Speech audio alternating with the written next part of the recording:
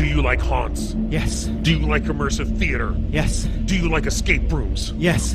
What's the safe word? My haunt life.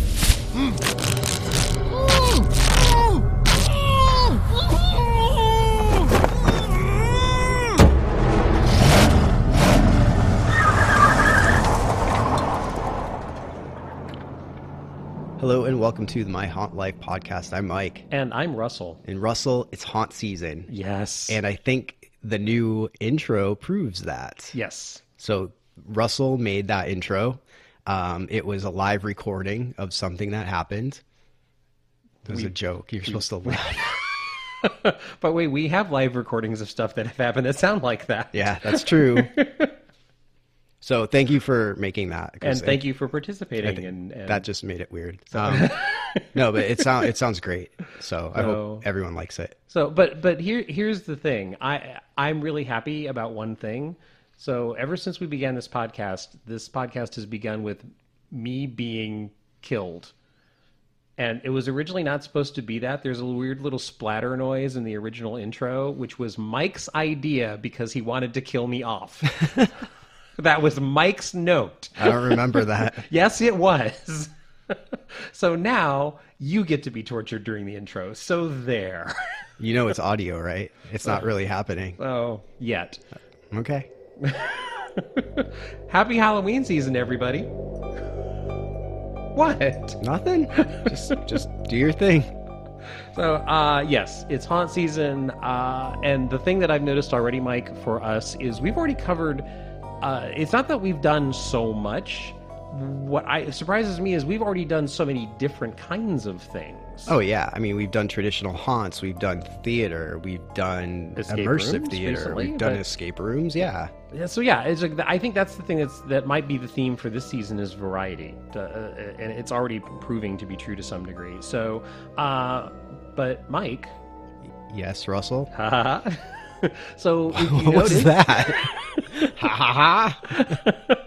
Sorry, I'm happy.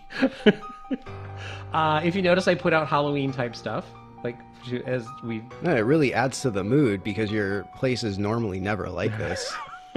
Yes, I know. I have creepy figures around my place, but I added some Halloween stuff in between our microphones, just to like masks and stuff. But it's Halloween season, so I wanted to really set the mood to record the podcast. So I brought some stuff. Where's that shaking your head sound effect? Oh, come on. So I've got bats candy. I didn't read the ingredient list, so I don't know if it's actually made from bats, but I have bats candy. Oh my god. And I have Spooky Skulls gummies. Oh my god. Probably made from actual skulls. And I have pumpkin spice Oreos. I quit. I'm done. No, I draw the line at pumpkin spice. Well, okay. You're not a college girl. So, you shouldn't care about that. But they're tasty. But all right. So my haunt life is looking for a new co-host. No. Wait, there's more. Oh my god. All right. So I splurged. Can we just talk about haunts? No. Wait, you're gonna love this. I splurged and I actually made something this morning for you. Oh my god, dude. Hold on. Stop. Help me. Help, please. Help me. This is a cup. It's a green cup with googly eyes of actual drinkable lime-flavored slime. Oh yeah, that's exactly what I want at 10 in the morning. Thanks. It's lime slime. Come on, I have to taste this.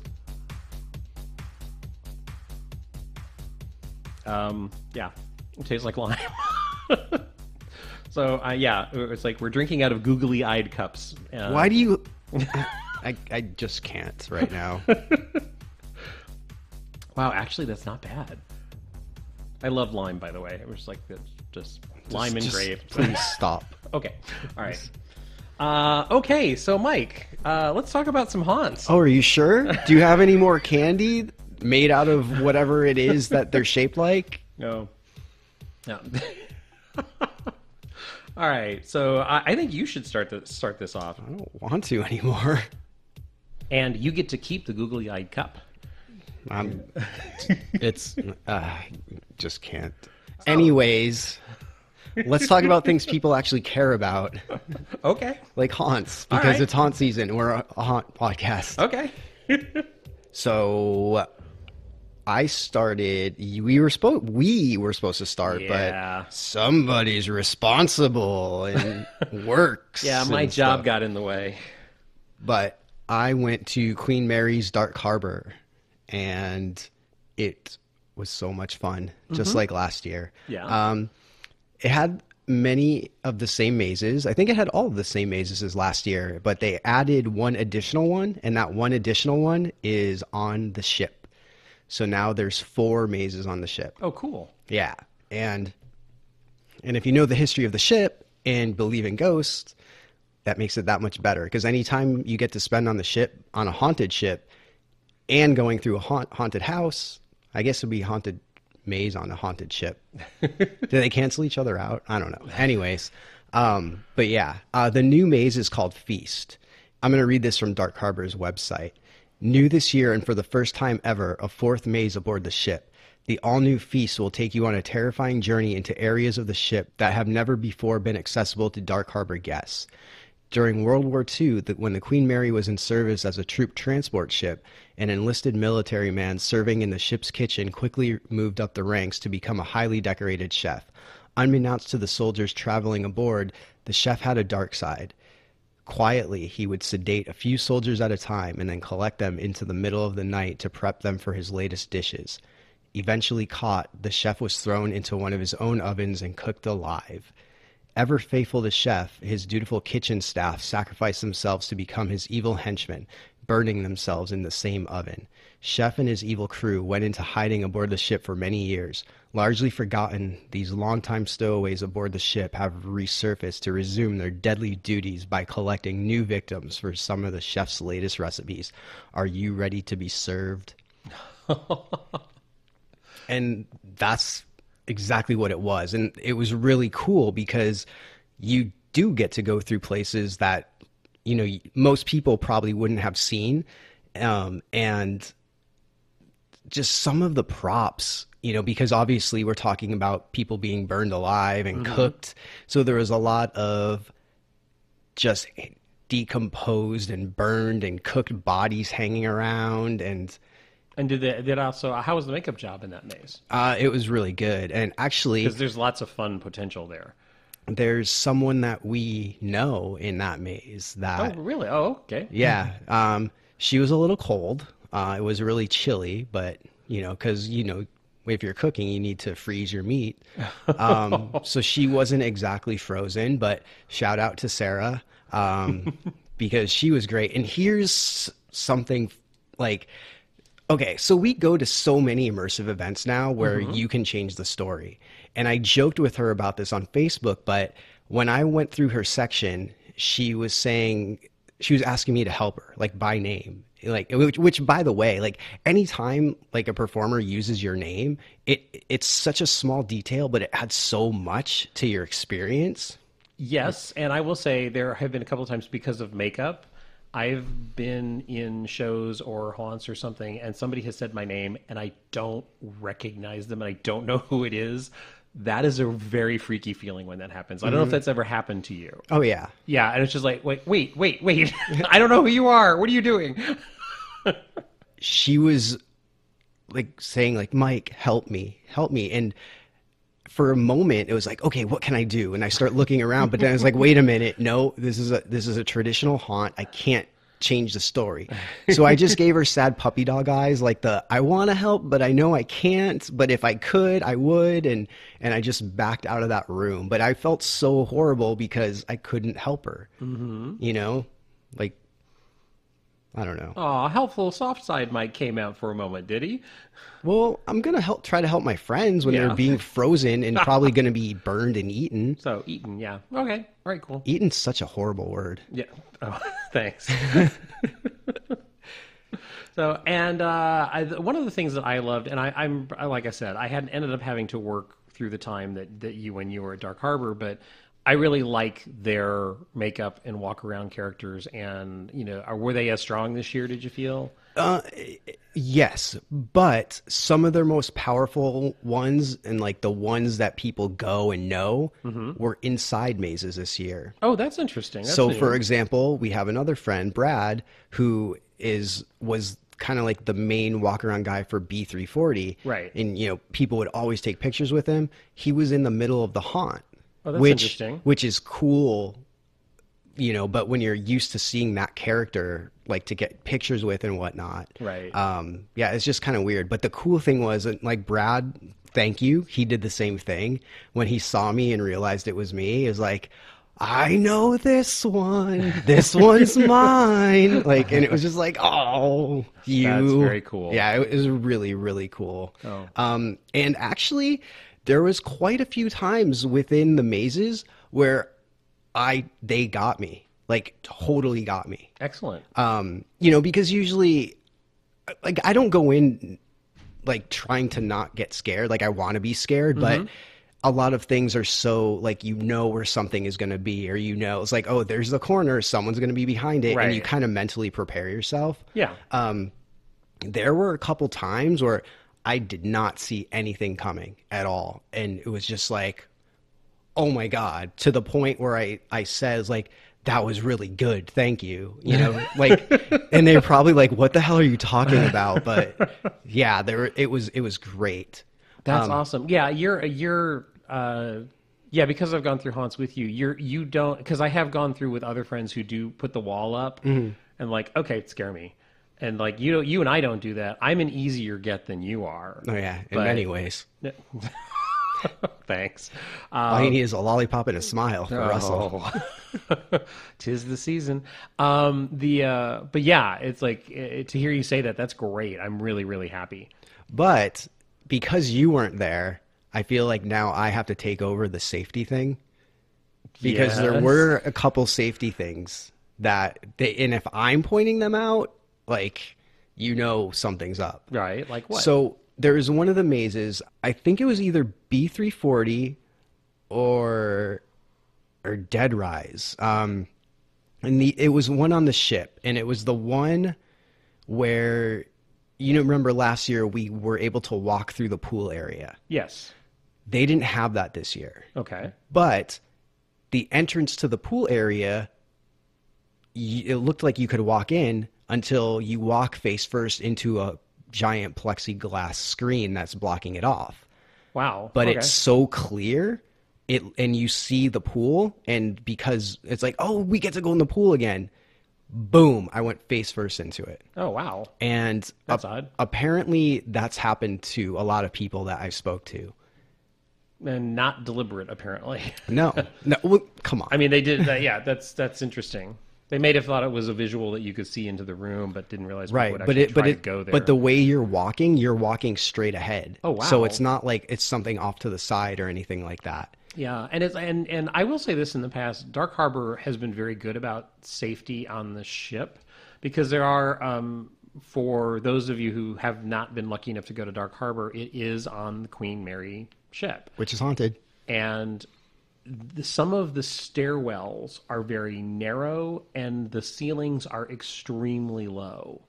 And because you have piping, because you have mazes that go through certain areas of the ship where there's a lot of heavy metal pipes above your head and things like that, they've always been very good about putting foam on those things and drawing your attention to, okay, you're going to walk down these stairs, hold on to something and watch your head. So they are very safety conscious there. So that's kind of surprising. The other one was in the circus maze. I love their circus maze. Yeah, I do too. And actually this year they added a secret, but I'm obviously not going to tell you because it wouldn't be a secret. Okay. But do you remember the ball pit?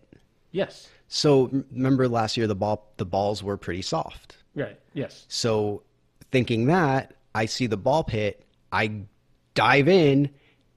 Nope. The balls are very, very, very hard. Oh. And I landed and was Wow. like, oh, this sucks. But luckily there was a clown in there that saved me and made me smile and laugh. So that made it okay. But because still, clowns are nice. yes.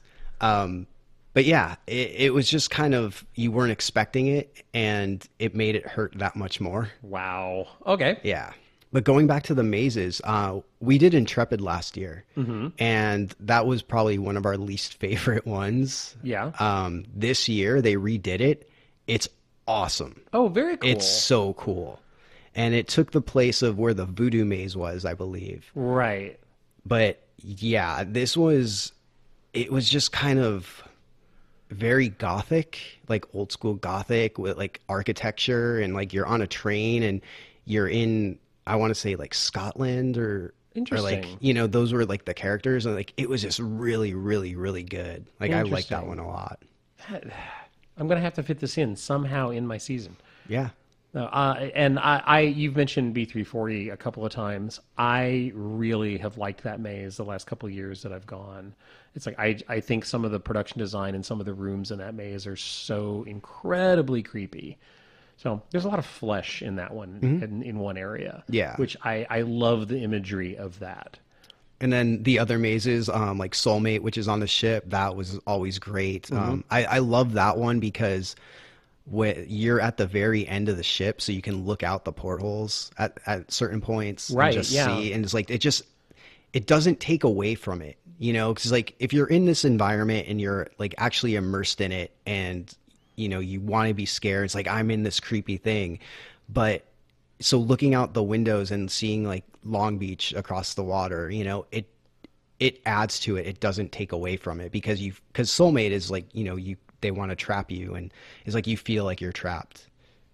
Yeah, especially with knowing that you're in the bowels of a ship. Yeah. And then Lullaby, that was another one we did last year, and that one's on the ship as well. And you know, this one was just fun because you have a little girl, Scary Mary, and you know, it's just, how can you go wrong with a cute little scary spooky girl that's popping up everywhere you go? And Is that the one that had the water imagery last year? yes, Yeah, I really enjoyed that last year.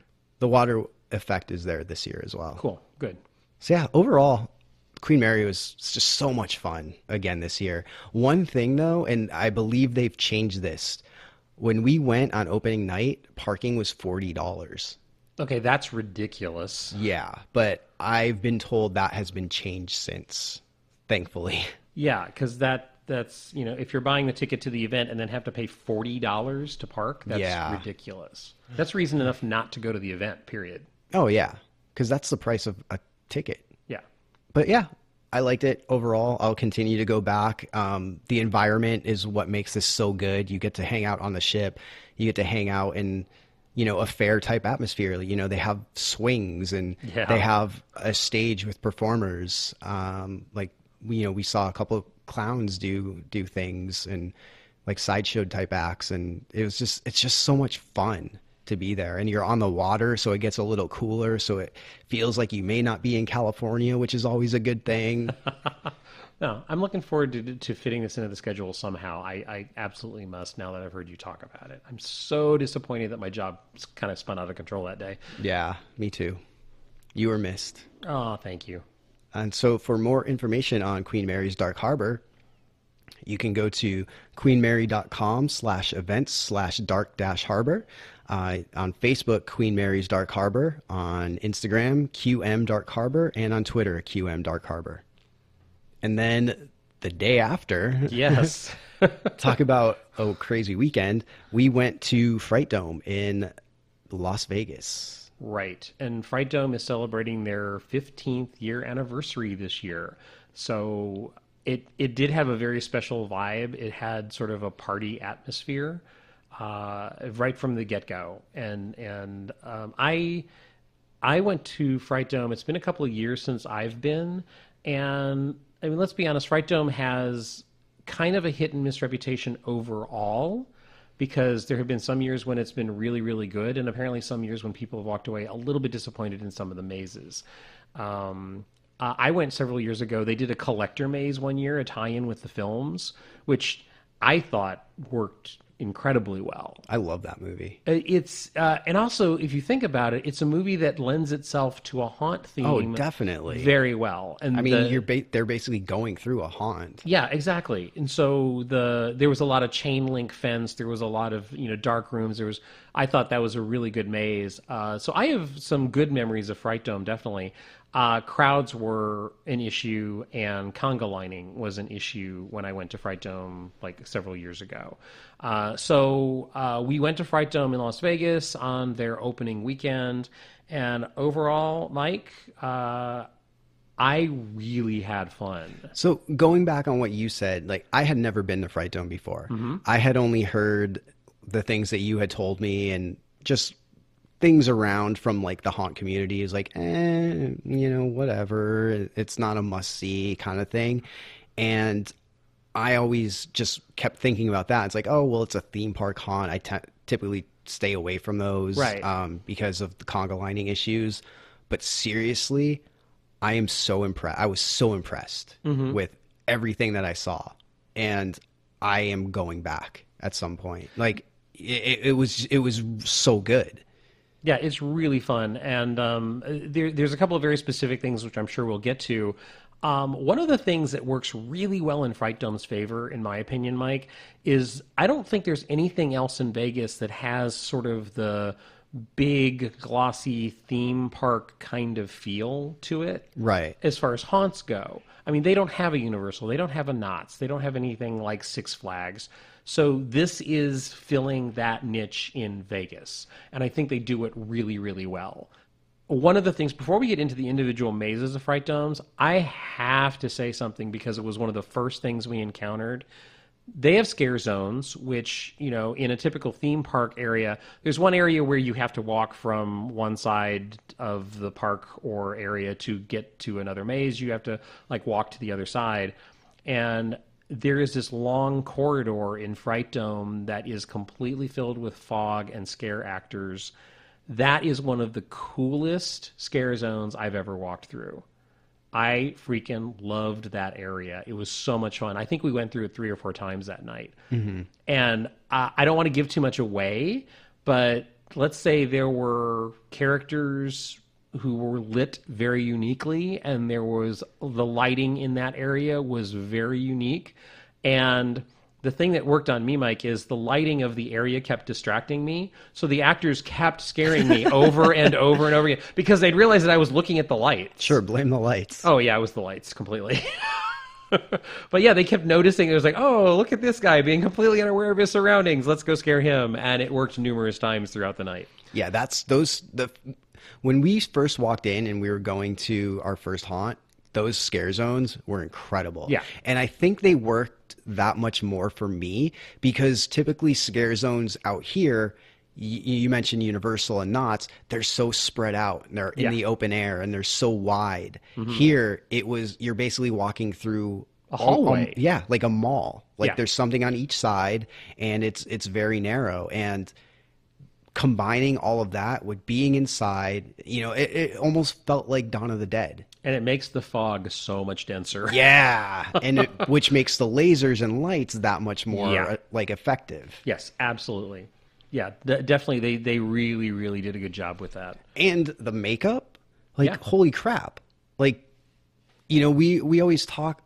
Last time I went to Six Flags Fright Fest, that was the one thing that I came back with was the makeup was incredible. Mm-hmm. Here at Fright Dome, the makeup was top notch and the props and the mazes, they had everything. Yeah, we'll talk on that and definitely on individual mazes, I'm sure, but they really first of all, they put some money into this thing, and you could tell that they were having fun. It's let's go for the gore. They really did, which was an absolute blast to walk through on numerous occasions. And another thing, too, so we watched the black carpet opening, and when Dana White showed up, he's owns UFC, he said in the interview, this is the best one. I've been to the LA theme parks, and this blows it away. And right there, I was like, whatever. I don't believe you at all. And he was 100% right. Like, this blows away anything that I've ever seen at Universal or Knott's or Fright Fest. Like, as far as theme parks specific, like this is my number one. Yeah. Now, before we go into the mazes, let's talk about ticketing really briefly. The crowds get thick here. So I think, Mike, I would say to anyone who wants to go to this, I would recommend you upgrade to a front of the line. There's also a VIP package, which will get you through the haunts much quicker. And if you have the money to splurge on that and make it a night and have some fun, it's like, I would recommend that. I think the front of the line, this is one of those places where the upgraded ticket will really pay off and make your evening better. Well, not only that, but we've talked about ticket prices in LA before. Yes. And they're getting astronomical in certain areas. So if I said something, I'm looking at Fright Dome's website now. Now, $140, that's not even front of the line at Universal anymore. Oh yeah, front of the line Universal, I think it's close to $200. Yeah. So $140 in Vegas is a private VIP tour. Right. That's per person, but you get front of the line access to everything and a tour guide that takes you from house to house and cuts you in line. That's a freaking steal, dude. Yeah. Like, I would do that in a heartbeat. Yes, absolutely. If they're available, I would recommend the VIP thing as well, which is how we did it. We did have a tour guide, and that it paid off. Absolutely. Oh, it definitely did. I mean that's Vegas for you. It's like, hey, get these guys in. Yeah, exactly. But I mean, if you think about it, think about how much that would be in LA. To a Universal or something, that would probably be like $400. It would be up there, definitely. I don't even know what the VIP tickets are now at Knott's or Universal. All right, let's go. Talk about the haunts. What was the first one? Go. I don't know. My mind is. I have come on! You don't remember? Like I loved the first one. I loved all of them, but all I'm thinking about is my Disney moment. So my Mickey Mouse moment. All right, we'll get to that. No, the first thing we did was Killer Clowns in 4D. Which... Oh, that's right. Yeah. Which, all right, now, one thing about Fright Dome, are all the mazes... Let me think about this. Are all the mazes guided? I think they are. Mm-hmm. All right, so... Well, no, that's not true. There's one of them that is not. Well, yeah. But we'll get to that. So in what you do is you actually have an actor who goes with your group through the maze. And unfortunately, I do not remember the character's name. She was an energetic young gal. And to say energetic is an understatement. She was a happy clown. She was a very happy clown. And incredible. She was amazing. She is the reason people come back to haunts. Because, you have an actor, and they're just so stoked that they're there and that it's Halloween. And you could tell that she was just so happy to be there. She set the tone for our entire Fright Dome experience, I think, because we walked in and it is a nightmarish clown maze where you wear 3D glasses, and some of the characters are actually wearing 3D makeup effects where they use the colored paint or colored makeup that actually pops when you put 3D glasses on. The walls are covered with things like that. So it is so disorienting, and all of the neon colors are overwhelming, and there's some really clever scares in several places through this maze, and the clown energy that she gave off, the happy, frenetic, super hyperactive clown guy, it was so wonderful to go through this maze, and also the visuals are really cool. Mm-hmm. I mean, I've always enjoyed 3D mazes, and I've been through many of them, and I thought it was interesting that they chose to be very sporadic with their 3D and would highlight certain specific things in each room. So it became really fascinating to go through and notice what they chose to put in 3D. And then the first time I saw one of the actors, I turned a corner, one of the actors' faces was in 3D. It was really, really cool. I really enjoyed this. And I don't have a fear of clowns. I actually like evil clowns. They're kind of goofy fun for me. So I have a feeling if you had a fear of clowns, this would be devastatingly horrific. But I really, really enjoyed that. Now, you mentioned that Dark Harbor did away with their voodoo maze. Yeah. There is a maze at Fright Dome called Hex, which has an overall voodoo theme. For me, Mike, this was actually probably the weakest maze as far as tone and story. Partially because it's just partially the subject matter doesn't speak to me personally, but in this one, I thought it was a much slower pace. Yeah. And the scares here were not aggressive. They're more moody. Like you walk into a room where you see a ceremony going on, and they approach you slowly and try to get you to partake. Yeah, it was more creepy. Yeah, they went for a more creepy vibe. I think they were very successful on that level. Absolutely. Oh yeah. But I think in the midst of all of the other more aggressive, jump scary type things, that voodoo is a different tone. So how did you feel about that one? I feel the same way. Yeah. Because granted it was the second maze, so we had, from going to the high-paced adrenaline type of like energetic clown maze to this, it was kind of like, it's like we're up here and now we're down here. Yeah, it was an interesting change of pace for sure. However, I'm not saying that the maze is not successful. I think they did a good job with it, but it was just it's a very different vibe than almost everything else in Fright Dome, which I think really, really works well in certain ways. It's one you should probably do first. Yeah, actually, I would recommend that to amp up the evening. I think that would be a good intro maze to get to Fright Dome, because certainly the cool thing is the production value. Some of the props and stuff inside Voodoo are really, really nice. That's a theme through all of these mazes.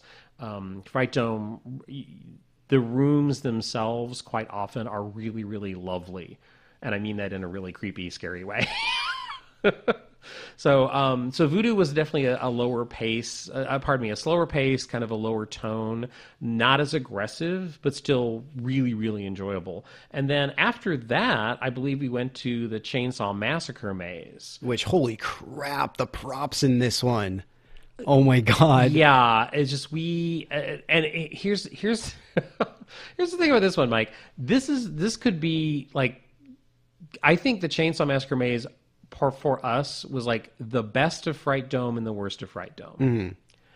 And unfortunately, they are putting people through this maze in larger groups than most of the other mazes we went through. I think there was like almost 8 to 10 people with us. Yeah. And it's narrow hallways, which work well in a maze. Tight spaces work well in a maze, except when you have that large a group of people, it kind of works against you. The guide got lost a couple of times for the people in the very back of the group. And I had to laugh, and I had an eye roll moment in the very first room when they were giving you the rules. Because in the beginning, since all of these are guided, in the first room, always they reiterate the rules of don't touch the props, don't touch the actors. Our guide was doing that, and then he said, okay, form a line, everyone in a conga line. Oh, yeah. And I was just like, how dare you? No. It's like, don't say conga line in a haunt. Because that's what Mike and I have been complaining about for years, is that's why we don't enjoy big things like Universal and sometimes Knott's, and because they literally conga line you through, which is they just line you up and you single file through, so no scare is effective because no scare has a reset time. Mm-hmm. Now, when we were going through Chainsaw, Mike, you're right. Oh my God, the props, the atmosphere. For gorehounds like us, like seeing all the dead and gory and skinned bodies, like, lots of oh my God. Yeah, and there were a couple rooms that you just looked at them like, I have no idea what you did to that body, but it looks horrific. It looks ugly and horrific. There were a couple of things like, there was like a grinding machine. Did you notice that near the end? Oh yeah. There was this one where they had a glass like coffin with like a skinned body, and it was like, is this an altar? What is this? It was so freaking bizarre, and it was so utterly creepy. Like they absolutely the props and the design of some of these rooms. Some of the scares were very effective. Our group was a little large, and our guide almost ran through this maze. And I did have a little issue with that, in the fact that all of that wonderful stuff that we're talking about, we couldn't see it. We couldn't explore it. Yeah, it's like you had no time to appreciate it because the guide was constantly screaming at us like, move faster, move faster, move faster. Well, I mean, to be fair, he just didn't want to get eaten. Yeah, that's probably true. But so like that's what I mean, like by the best of Fright Dome and the worst of Fright Dome all in the same package. But man, the visuals in that maze were so dark, so creepy, and some of the character makeup also too in that one. You had a slaughterhouse vibe, so lots of blood-covered actors. There might have been some pig-head slaughterhouse action at one point in a really creepy character. So, yeah, that's definitely enjoyable. It's just like I felt we were being pushed through it way too fast. And that's the only haunt at Fright Dome that I feel that happened. So I think the guides can make or break these mazes at Fright Dome. Mm-hmm. I really do. So, and that one was just moving too fast, and I just think the group was too large on that one.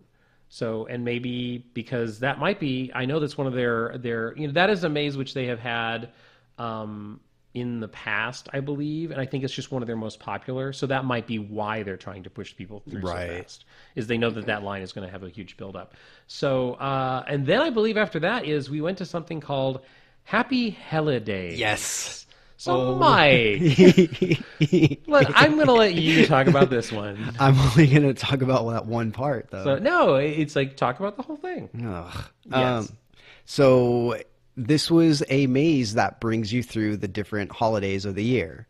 And one thing I really liked about this was our guide, because she was very like almost nymph-like, like in just like, come on over here. And it lends itself to like a lot of holidays because you have characters like that. Yeah, and most holidays are happy-go-lucky events. Yeah. And this maze takes all of those happy-go-lucky things and puts a very dark twist on each one of them. And Easter being one of my favorites, by the way. Easter was awesome. Yeah. Yeah, that was very, very creepy. I can't do it, man. I just want to talk about the end. All right. So before Mike talks about the end, so you go through, I think, Valentine's Day, Easter, there are leprechauns at one point, it's just Thanksgiving and and each one has a really darker and darker turn. And then you get to, and they basically take you through the calendar year. Yeah. So of course the ending is Christmas. Uh-huh. And I've said this before. I love it when I'm going through a haunt and you see someone else get a really good scare, or you see someone else like have a moment or like a one-on-one moment with an actor, and you like, that got them. That was special. I gotta say, Mike, in the final room of this haunt, the look on your face was worth me going to Vegas just to see that expression on your face. So in the last room, I'm not going to spoil it. I will say that you can probably guess because it's Christmas, and there was a viral video that went around from Transworld last year or earlier this year of a certain animatronic prop, and it was just awesome. When you see it in person, that video does not do it justice at all. There's a massive Christmas-oriented creature in the final room. Massive is an understatement. Yeah, it's shockingly huge, and it is terrorizing things and people and you as you walk into the room. I was a huge fan of the video. I had seen that video and probably sent it to everyone I know. And to see that in person and to see just how massive it was and having it be right in front of me, I had, I told you this, but that feeling and that look that little kids get when they meet Mickey Mouse for the first time. They just stand there with their like mouth, like in their jaw on the floor, just staring, but like being super stoked at the same time. Well, you met that was me. Yeah, you met a mythical creature. You met something really special. So yeah, and yeah, we had to go back and like, Mike, we have to leave now. Mike, we have to leave. And that's not a joke. They No. really did. Like I was frozen and like just staring, like and just being amazed by this thing. Yeah. And like literally they had left and like went around a corner, and all of a sudden Russell comes back and is like, Mike, we have to go. And I'm like, no. Yeah, it was yeah, it's really impressive, and it's really fun. It's just like it's like one of those great haunt moments because it's you and I don't want to say too much. But you walk into this huge space and they've set the mood perfectly. The set works really well. You know, there's another character in there. It was just one of those great haunt moments. Mm-hmm. Like, wow, did not see that coming. And it wasn't even a jump scare. It was just it's just magical, like, wow, they just hit it out of the park with that room. Yeah, because it's like you just go around a corner and just see this thing. Yeah. And it's just like, yeah, and everything around it was well done. Yeah, it was they nailed the ending of that. You know, some people do that with waterfalls, like, oh my God, look at that, or sunsets, and then there's us, and it's like, oh, this is my waterfall. This is my waterfall. I don't know, because people get it. Whatever. I don't know. Oh man, that was awesome. I just want to go back and spend time with that. Yeah. You need some one-on-one time with that creature. So, all right. So, at Fright Dome this year, their longest maze is Zombie City. How long did it take us to get through that thing? It felt like ever. It was like 15 or 20 minutes, probably. Yeah, that would be my best guess. Yeah, it's an extremely long maze. And again, this is one where our guide really helped make this maze. Now, I talked earlier about the voodoo maze and sort of like the slower pace of it. This maze also, Mike, worked at a slower pace. And our guide, in each of the areas that we were taken through, our guide was giving us background story, which I thought worked incredibly well. And it is, as you can tell by the title, Zombie City. You are walking through areas after a city has been the subject of a zombie infestation. And you get the backstory. And as the guide was leading us into rooms, as she encountered zombies and told us what to do, like how to avoid them, or she would say, we're going through the high school and we're going through this area of the high school and this is what happened and there's that character and there's this character and obviously there was a fight and this happened, and like, so she's actually doing a narration. I thought that worked really, really well. Yeah. Mainly because of her. Mm-hmm. Like, I think she nailed the presentation of that. Yeah, because with so many changing scenes, yes, like you needed that because you would go from one place to a high school, and without her, be like, oh, now we're entering the high school in the gym locker room, right. And it's like, okay, this makes sense. Where if you didn't have that, it's like, we were just outside. Now we're all of a sudden in a locker room. Yeah, and then there was a medical area. Yeah, and then so she tied together.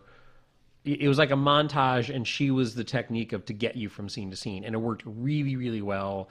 And also, it like zombies. Their zombies are of the fairly slow-moving breed, so that's the only kind. So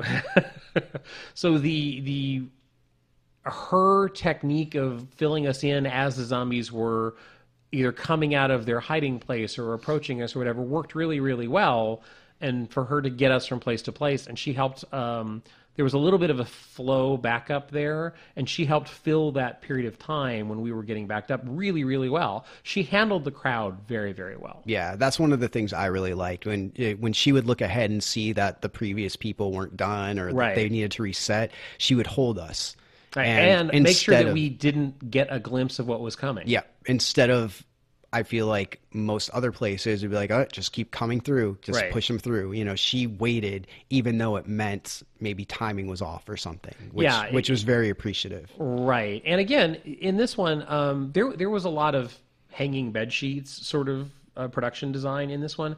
However, when you got into each individual room, the sets were really nice for this. And I thought it was an interesting. There was a lot of white in this.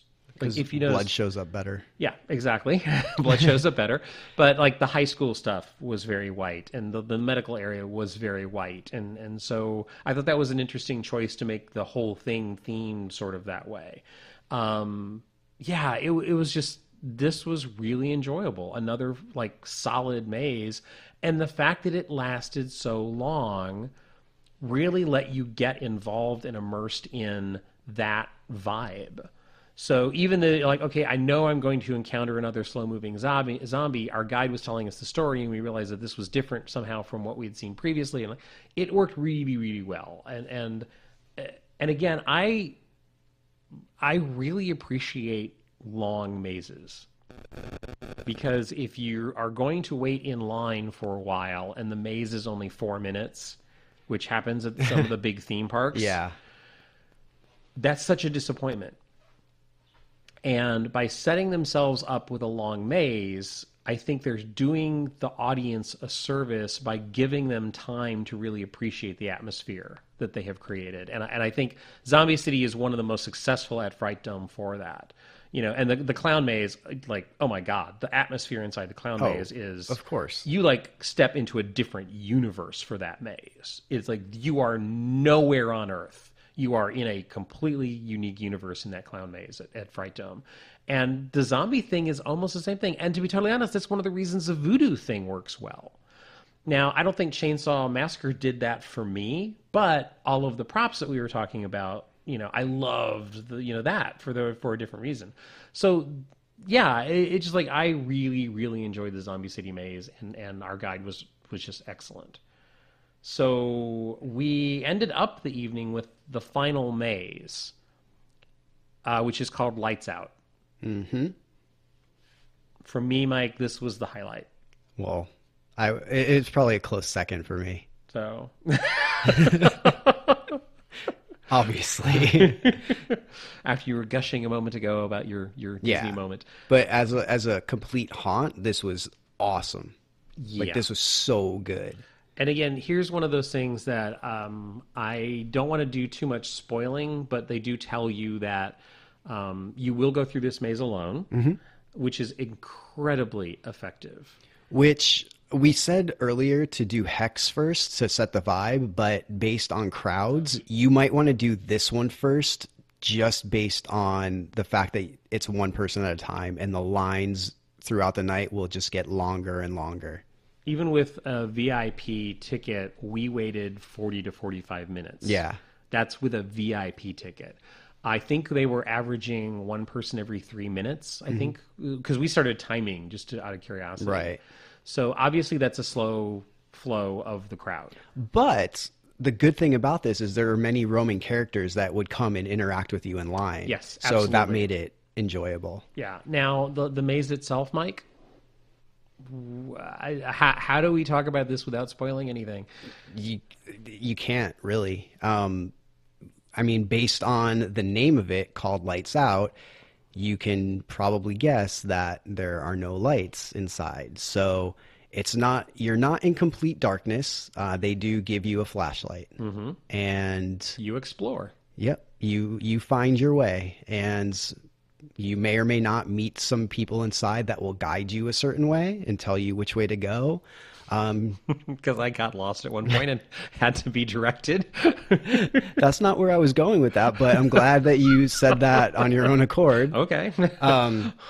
And you will see some horrific things and creatures, and it will be one of the best parts of your night. Yeah, and the production design in this, there's something about, and I don't think this is too spoilery, there's something about metal, and there's some areas in this that are very cage-like that really, really creeped me out. And some of the most effective jump scares for me of the night were in this maze. And partially because I got so into it that it just like, you know how you give yourself over. I haven't used this phrase yet this year. Give yourself over to the boo. Oh my God. And that's what I did. I was just like, okay, you know what? This can be really, really scary. And so I let myself go there and convince myself that like I really am exploring something dark. And I gotta say that again, you are not guided through this. You do go walk through alone. This is not a guided maze. The woman who reiterates the rules: don't touch the props, don't touch the actors, don't break our stuff. The last thing she said to me, Mike, is she said, "Now I do have to ask you seriously: are you afraid of the dark?" And it is a fear that I have. I actually, at times, am afraid of the dark. Good to know. And you knew that already.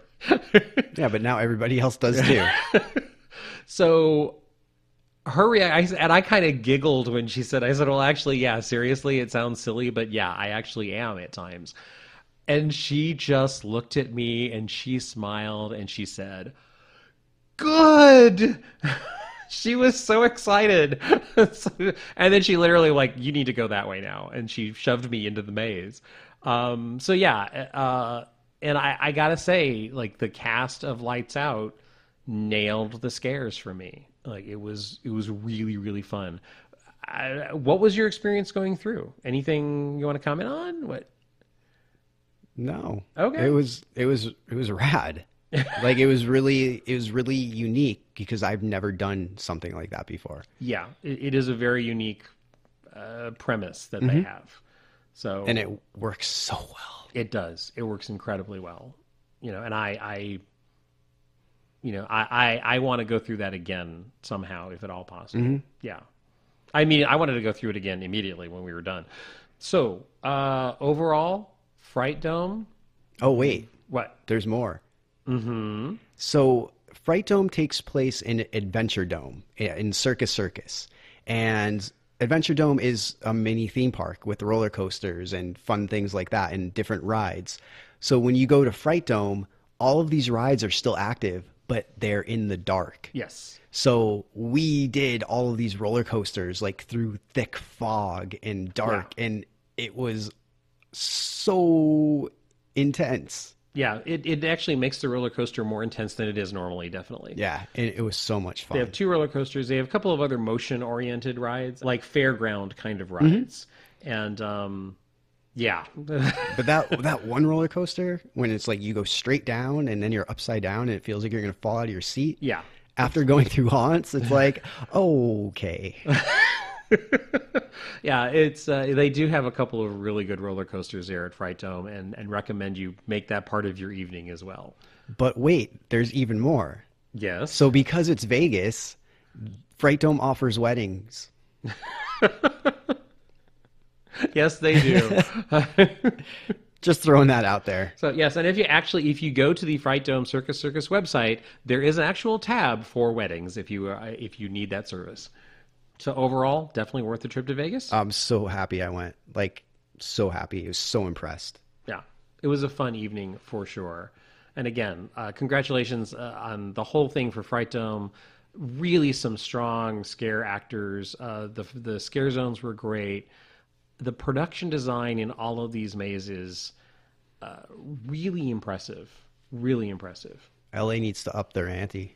So we walked into some amazing rooms while we were at Fright Dome.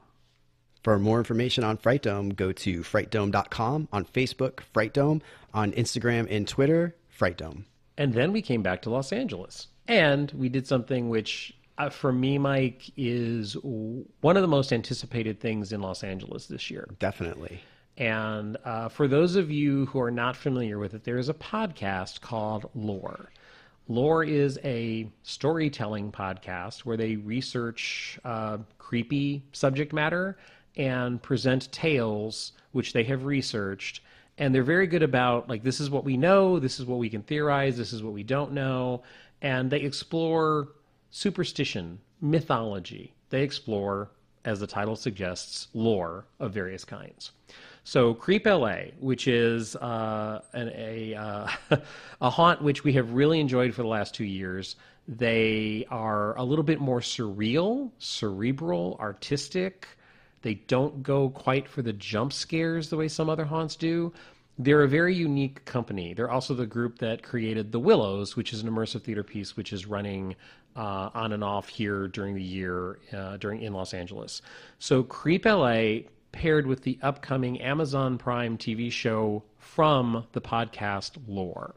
And they created an event based on the upcoming TV show. And actually, we were told later that a lot of the stories we encountered inside this event were based on the first 3 episodes or so of the broadcast of the TV show. So that's sort of the setup of what Creep LA is doing this year. So, Mike, what did you think of Lore?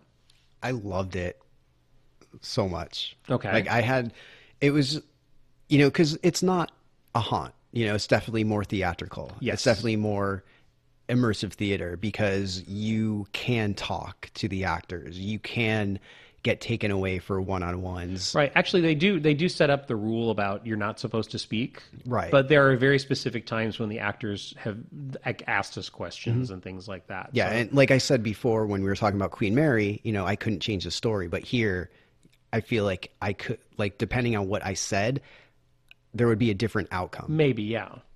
Okay, negative Nelly. Jeez. Let me have this. All right, go for it. You were in control, Mike. I am in effing control. Hi, overseer. Anyways, so yeah, and it just starts as soon as you walk in. Like the mood is set because in that first room, there's literally nothing happening. There's nobody there with you. It's just your group, and my heart rate just started going up and up and up just because of the anticipation of like, okay, what's going to happen? Oh, okay, there's a table there. Like, what's this? Where are we going? Like, And so we started to explore. And we found hints of what was to come. yeah, And that's really all I want to say about that. yeah, that's all we should say.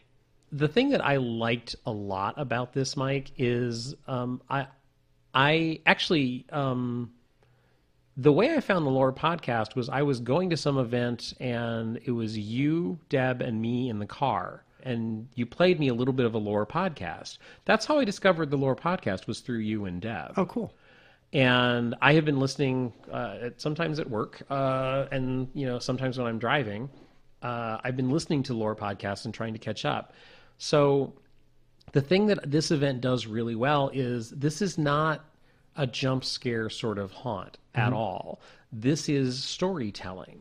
And the thing that I loved is each room you got either a complete story or you got part of a story, and that's the important thing. And there's a wonderful sort of monologue at the very end of the show which stresses why this is important and the fact that it's the story that is important. And it's like we've during our conversations on this podcast in the past, I always go to story. So that's the thing I loved about this, was I thought they really captured the vibe of the podcast and hopefully the upcoming TV show really well, in the fact that it's always about, like, this is what's happening and this is what could happen and this is the potential of where this could go right or wrong, and lives hung in the balance sometimes. And you really get this creepy vibe. And there are, the subject matter deals with everything from murderers to medical procedures to magic. And you get a little flavor of each of those stories. So I thought that was their biggest achievement, was the tone and the vibe. Yeah, and one of the things I was really impressed with were the sets. Because especially knowing where this takes place, we've been to the LA Mart before for things like Scare LA, and these are just empty offices that all of a sudden you walk into a room and there's stonework, or you walk outside and you literally feel like you just walked outside because now you're in a, well, I don't want to say because that's a cool part, but you just feel like you're outside. And it's just, everything just got transformed so well. And it just added so, like, it was another character. Yeah, and it's not necessarily that it was completely 100% realistic, but it was just they really did create a world that you stepped into. Yeah. And that world kept shifting. It's like you are, like you said, outside, and then you're in an office, and then you're in maybe a closet, and then maybe you're, it's like you explore, and then you're in someone's very private area. So you keep entering these worlds, and you get a portion of a story or a whole story in each one of these. So yeah, it's hard to even say that this is a haunt. It's more of a theatrical piece. Yeah, I would agree with that. Yeah, and I thoroughly enjoyed it. I have some reservations on some of the flow. I mean, we did have some issues. There were, and like this is it affected my experience of it. But I will say that I think this is all fixable stuff that I'm about to say, but it definitely affected my experience. Right. There were 3 times where literally our group or a large portion of our group didn't know what to do and didn't know where to go. To one point where literally an actress had to like do the whole classic, no, you should be going that way. Because they ended a scene and the focus of the focus in the room was on one end of the room, and you and I were opposite, and a door opened behind me, and I turned around and started heading toward the door, and I think you were standing, I think you were trying to figure out which way to go, and then everyone else went the other way, and then the actress had to go like, guys, over there. And so, and then there was another time where literally a security person near the end just said like, I'm not a cast member, I'm actually just here because like you guys need to go over there. And like that was the ending moment of the show. So our show ended with a security guy coming in and like, guys, it's over. Go over there. Yeah. Not a good ending. So, but like I said, this is all fixable stuff. The one thing I thought was the weirdest was the second room that I don't want to give too much away, but various portions of your group were split off. And we had a moment. We went. There was another guy named Brian in our group, and guy named Brian. Yeah, there's a guy named Brian in our group. Really? Not even our friend Brian? Our friend Brian. Brian's a friend. You're so. Why do you hate everyone? I don't hate Brian. Brian's great. He's just a guy to you. Don't worry, Brian. You're my friend. So I think you're my friend, Brian. Not anymore. Not after he's just a guy. Oh, wait. You derailed me. It's better than railing you. Oh, thank you. Like he and I looked at each other at one point because we were so confused as to what we were supposed to be doing, and he like shrugged his shoulders at me, and I shrugged my shoulders at him, and like I got led away by an actress. Like you saw that, I know, because you were next to me, and she came and she said something very quietly to me, and then she walked away, and that was the moment I like, all right, am I supposed to follow her?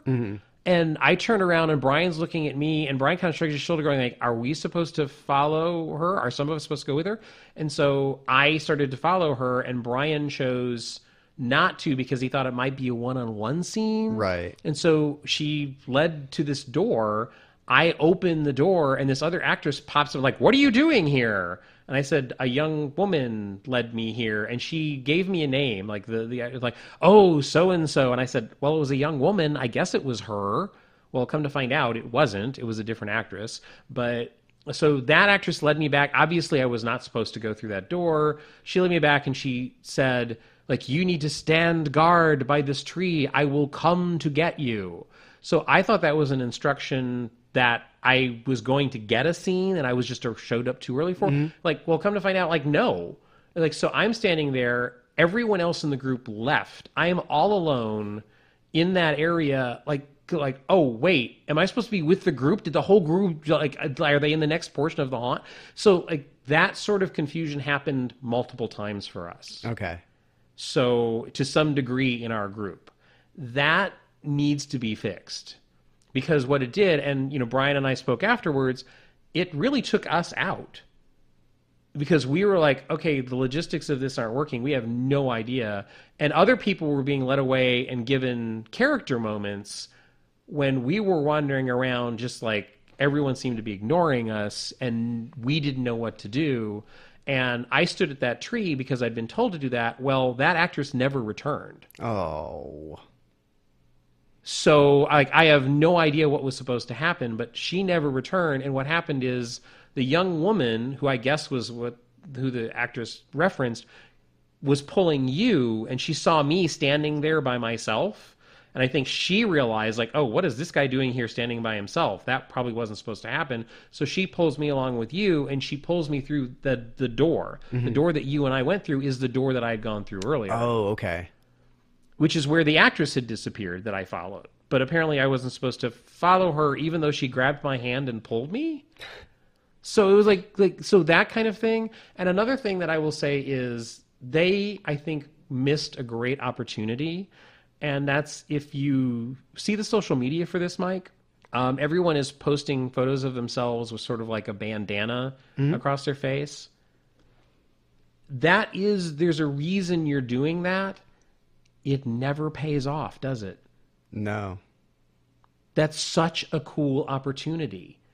And it's like literally the second room that you're in, that potential gets cut short. Mm-hmm. And I was like, no. It's like, because I thought we were going to have to hide our identity at some point. Right. I thought there was a reason we would have to hide, or like that would save us somehow because it would cover our mouth and nose and protect us from something. I'm like, such potential. Or treat it like a Sleep No More mask or something. Exactly. And I kept wanting to put mine back on, and it was just like, well, that's going to be weird. So I just felt it was a huge missed opportunity because it was such a cool beginning. Mm-hmm. And then it just goes away. So for me, this was a mixed bag. I felt several times where, it's not fear of missing out, but I did feel like, wait a minute, okay. It just it felt like there were misfires in pacing, and people kept being, and I do love this about this event, is your group keeps splitting up and coming back together and splitting up and coming back together. That's really cool. But I felt that it didn't always pay off. And in the final sequence, here's something which, in the final room, like I said, I loved what happens in the final room. But that final room was not set up well for my small portion of the group, I feel. I didn't understand why I was in that final room. But I will say that I really enjoyed the final room. And the narration that they play is the reason I love lore. And I'm so looking forward to the TV show. So I loved this, and I want to go back. And I think probably before the end of its run, I will go back. Yeah. So that's how much I really enjoyed this. But we we did not go on their first night, but we went early in the run, and I'm hoping that some of the flow stuff gets worked out better. So yeah, I totally understand. For me, I didn't have as many issues as you did. And one of my favorite things happened to me during this show. Mm-hmm. As soon as you and as soon as you had your goofy face on, I saw it. You had your giddy smile on, I saw you. As soon as you walked into this space, you see some things, and instantly I was like, oh my God, are we going to be able to do this? I had the exact same reaction. I figured you did. And you got to do it, and I didn't. Yeah. But hey, that's all right. That's the way it happens. I will say that my mask, quote unquote, or my bandana did come into play. Interesting. Yeah. I'm glad to hear that, because I felt it was a huge missed opportunity for me, because it never came into play for me. Yeah, there's something that happens that it's definitely needed. Interesting. Okay. And obviously I'm not going to tell you. No, that's fine. I don't want you to tell me, because like I said, just in case. I'm going back. Mm-hmm. So that's my intention. And also, one thing that we didn't speak about was the actual after the haunt ends ending. Mm-hmm. You are taken to a mini bar of sorts, and you can hang out and drink and talk about the show and take pictures. And there's creepy photos on the wall. There's creepy people. Yes, there's creepy in people there. So even when the show ends, it doesn't end. Right. Which I love that aspect of it as well. Yes, absolutely. So definitely recommend Creep LA lore. If you would like more information, go to creepla.com. On Facebook, look them up at Creep Los Angeles. On Instagram, go to Creep Los Angeles. And also on Twitter, it is Creep Los Angeles. And then after that, you met a woman in black. Yes, I did. How's that for a segue? I went and saw Other Theater at Theater Unleashed in North Hollywood, which is a company that has been, they present, this is the same place, Mike, where we saw Nosferatu last year. Yeah, right. Basically across the street from Zombie Joe's. Yeah, exactly. Except this was presented in a smaller upstairs theater. Theater Unleashed has done a revival of The Woman in Black. Now, most people, I think, probably know this from the Daniel Radcliffe movie from a few years ago. And The Woman in Black is a stage adaptation of a Susan Hill novel. For those of you who like ghost stories, I highly recommend the novel. It is just gothic, creepy ghost story. It's really, really cool. The Woman in Black is the second longest running production in London's West End. It's been running for over 20 years. The show is that good. It's so spooky and creepy. It's just a really great ghost story. Apparently, I met with Jen, the artistic director of Theater Unleashed. I met her at the Spidey Project at the Fringe Festival, Mike. And she and I were just talking about theater in general, and she mentioned that they were going to do this revival back then when I talked to her at the Fringe Festival. She's been trying to get the rights to this play for a while, and apparently after the movie was released, they pulled the rights to the play because they didn't want people performing it while the movie was, on people's minds. So it's been a while since anyone has produced this in the Los Angeles area. I've seen 2 productions in the past in LA. I've seen this in London. I've seen this in Seattle. I love this play. So I went into this so excited, and their revival is so strong because it's for the most part, what's called a two-hander. It's a 2-man show, and again, I go back to storytelling. It is the story of a man trying to exorcise sort of a demon from his past. And what he's doing is he's trying to figure out a way of how to pass on this traumatic encounter he had with a ghost to his family, and there might be a curse attached to it. So he works with an actor, and literally that's the role is the actor. So he works with an actor like, okay, help me develop this into a story because I'd like to just present this to family and friends so everyone knows what I dealt with in my life, and hopefully this will exorcise the demons. I am not doing this justice. Well, I mean, anytime you exercise a demon, it's fun. Was there a treadmill involved, or was it weights? Oh, all cardio. All cardio. So, this story is extremely creepy, and I threw up a written review on our website because I wanted people to really have a chance for me to explain why I think this works really well. They do something very interesting, and they present the ghost, and I don't think this is spoilery type material, but you can present a ghost in many ways on stage, and I have seen this show done where they present the ghost as ooh, creepy ghost floating in the background. And what's interesting is the actors in the show see this ghost as real. And so what Theater Unleashed has done is that's how they present it. So it actually makes the ghost more creepy. So I think that's a really wise choice on their part. The Woman in Black, if you don't know the story, if you're not familiar with it, and you're looking for just a creepy night of theater, this is not a haunt. This is not immersive theater even. This is a straight production, proscenium-style, show. And I really, really enjoyed this. It's a strong, strong piece. It's always good to see this on stage. I really like this piece a lot. I highly recommend you check it out if you're looking for a ghost story, if you're looking for something creepy this holiday season being Halloween. their production is good, and their actors are really, really strong. The two leads are Adam Meredith, who plays Arthur Kipps, who is the man trying to get the story out and told so he can rest easier. And then the actor is played by Spencer Cantrell, and they completely rise to the occasion. You buy this because of their investment. It's just, I thoroughly enjoyed this. If you're looking for creepy theater, The Woman in Black, I think will fit the bill. That's awesome.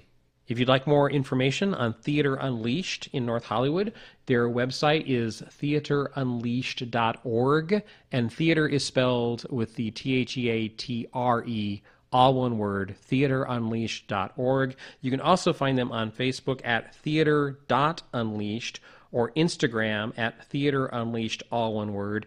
Now on Twitter, it's Theater Unleashed, but there's no E at the end of Unleashed. So it's Theater UNLEASHD.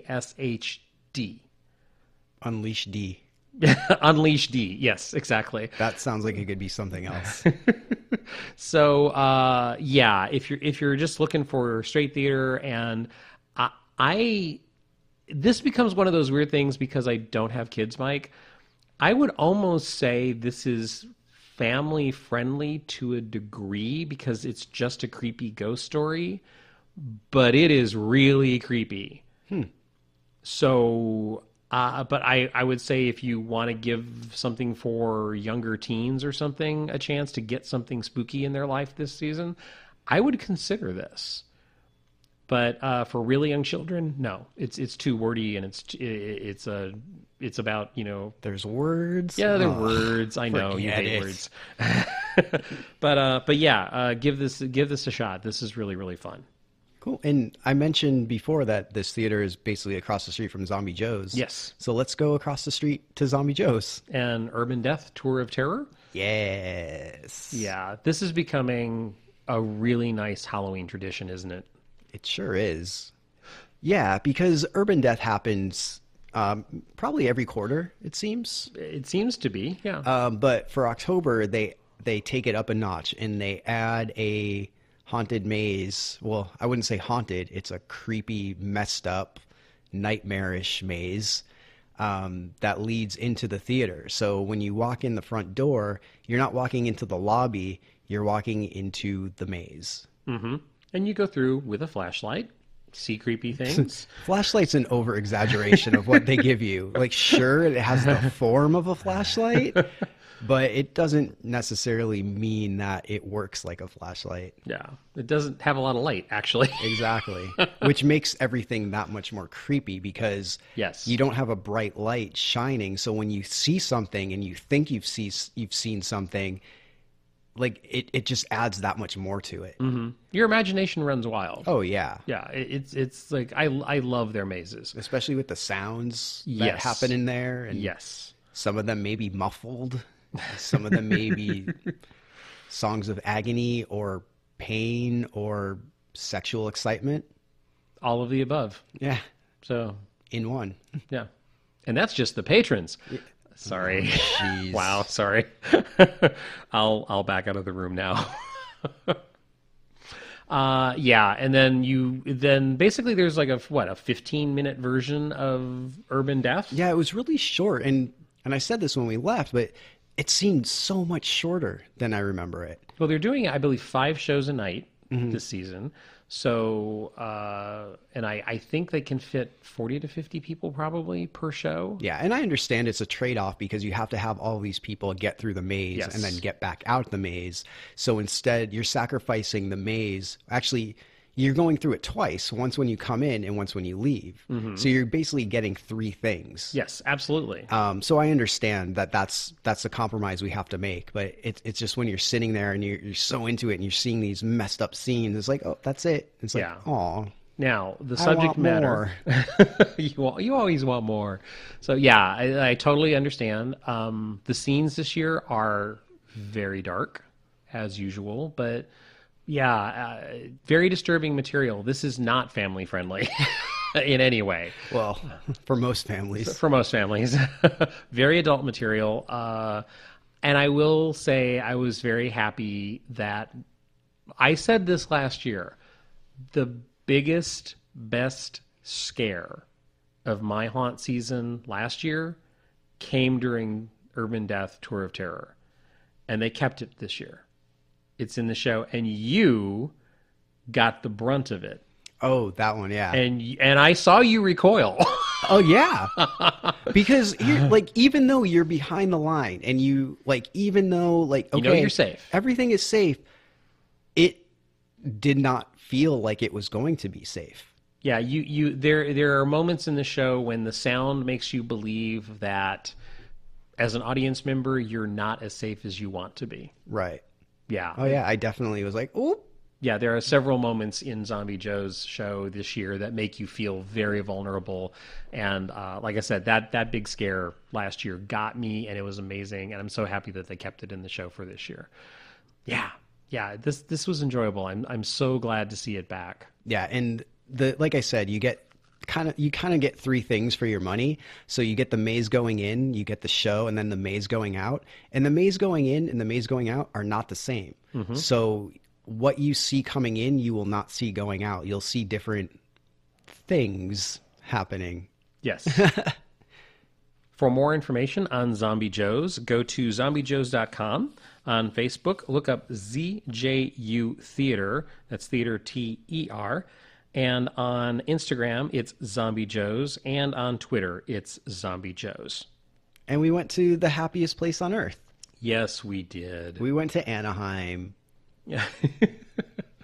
Yes, we went and visited someone I know you're very fond of, Mike. Oh, yeah. Yeah. We went to Mabel's 6 Feet Under. Yay.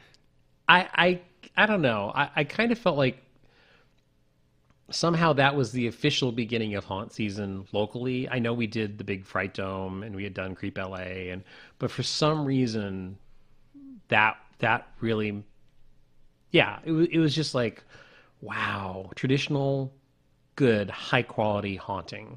Yeah, that's what makes them so special. Yeah, absolutely. So, and I was so happy that when we saw, we went to their opening night, the line was so strong, and we were so happy to see such a crowd come out for their opening night. Now, this year, Mabel's 6 Feet Under, which, like Mike said, is located in Anaheim.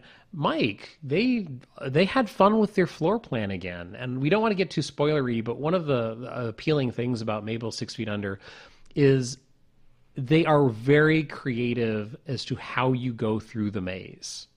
And you would think that at some point, it's going to be, it's like, oh, I know what I'm going to expect. And it's like, no, It keeps getting refreshed. This is their third year, and they still find ways to surprise you. Yeah, absolutely. Absolutely. They have sort of an unofficial motto of check in and then get lost. And you kind of do that. You just go into their maze and you explore, and there's a lot of animatronic stuff. There's a lot of just creepy atmosphere. You roam around and you look through windows and doors and spy on stuff. And it's really, really a wonderful mood. And again, they just, like, this year is stronger than last year, I think.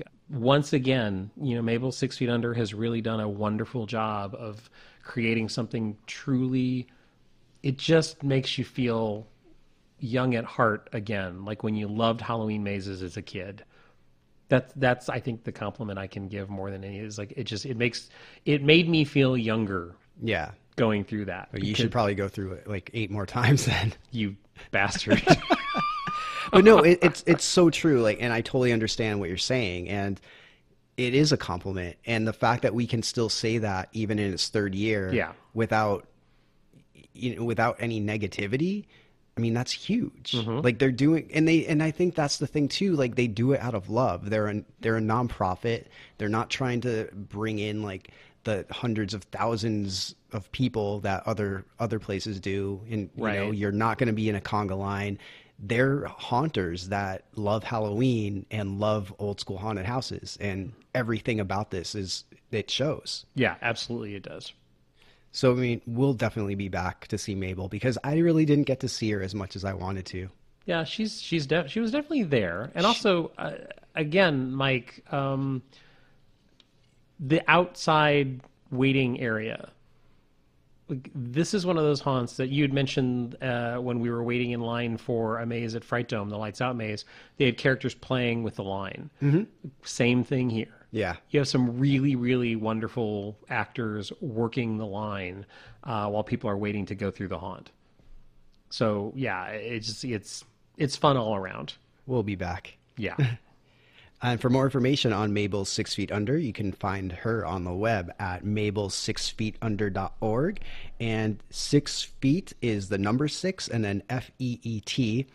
And on Facebook, search for Mabel's 6 Feet Under. On Instagram and Twitter, I get to do it again, Russell.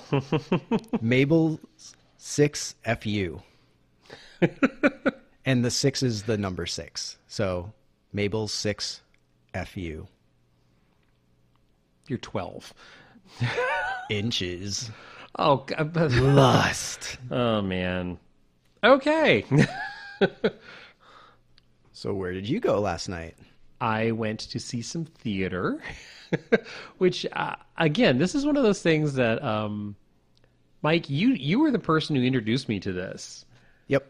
I'm awesome. Yeah, you are awesome. I agree sometimes. with that. Yeah. Yes, I agree with sometimes, too.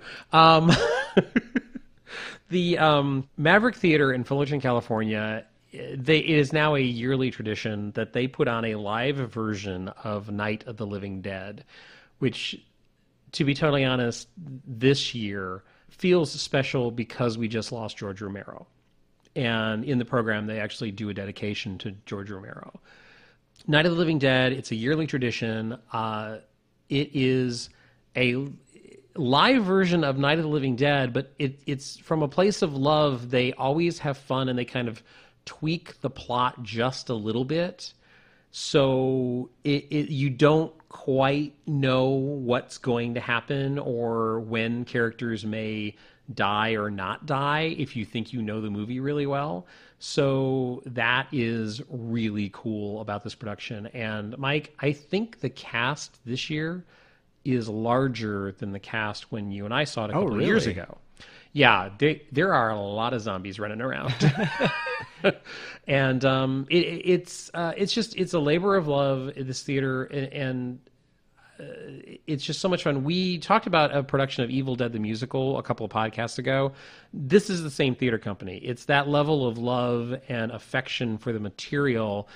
The actors give it their all. The performances are all, they ride that weird fine line of it's not parody, but it's not homage either. It's like, it's not tongue in cheek because they do play it straight, but you get the sense of like they're all fans. Yeah, you get the sense that this is all like, we know exactly what we love and why we love it, and we want to show this to you live on stage.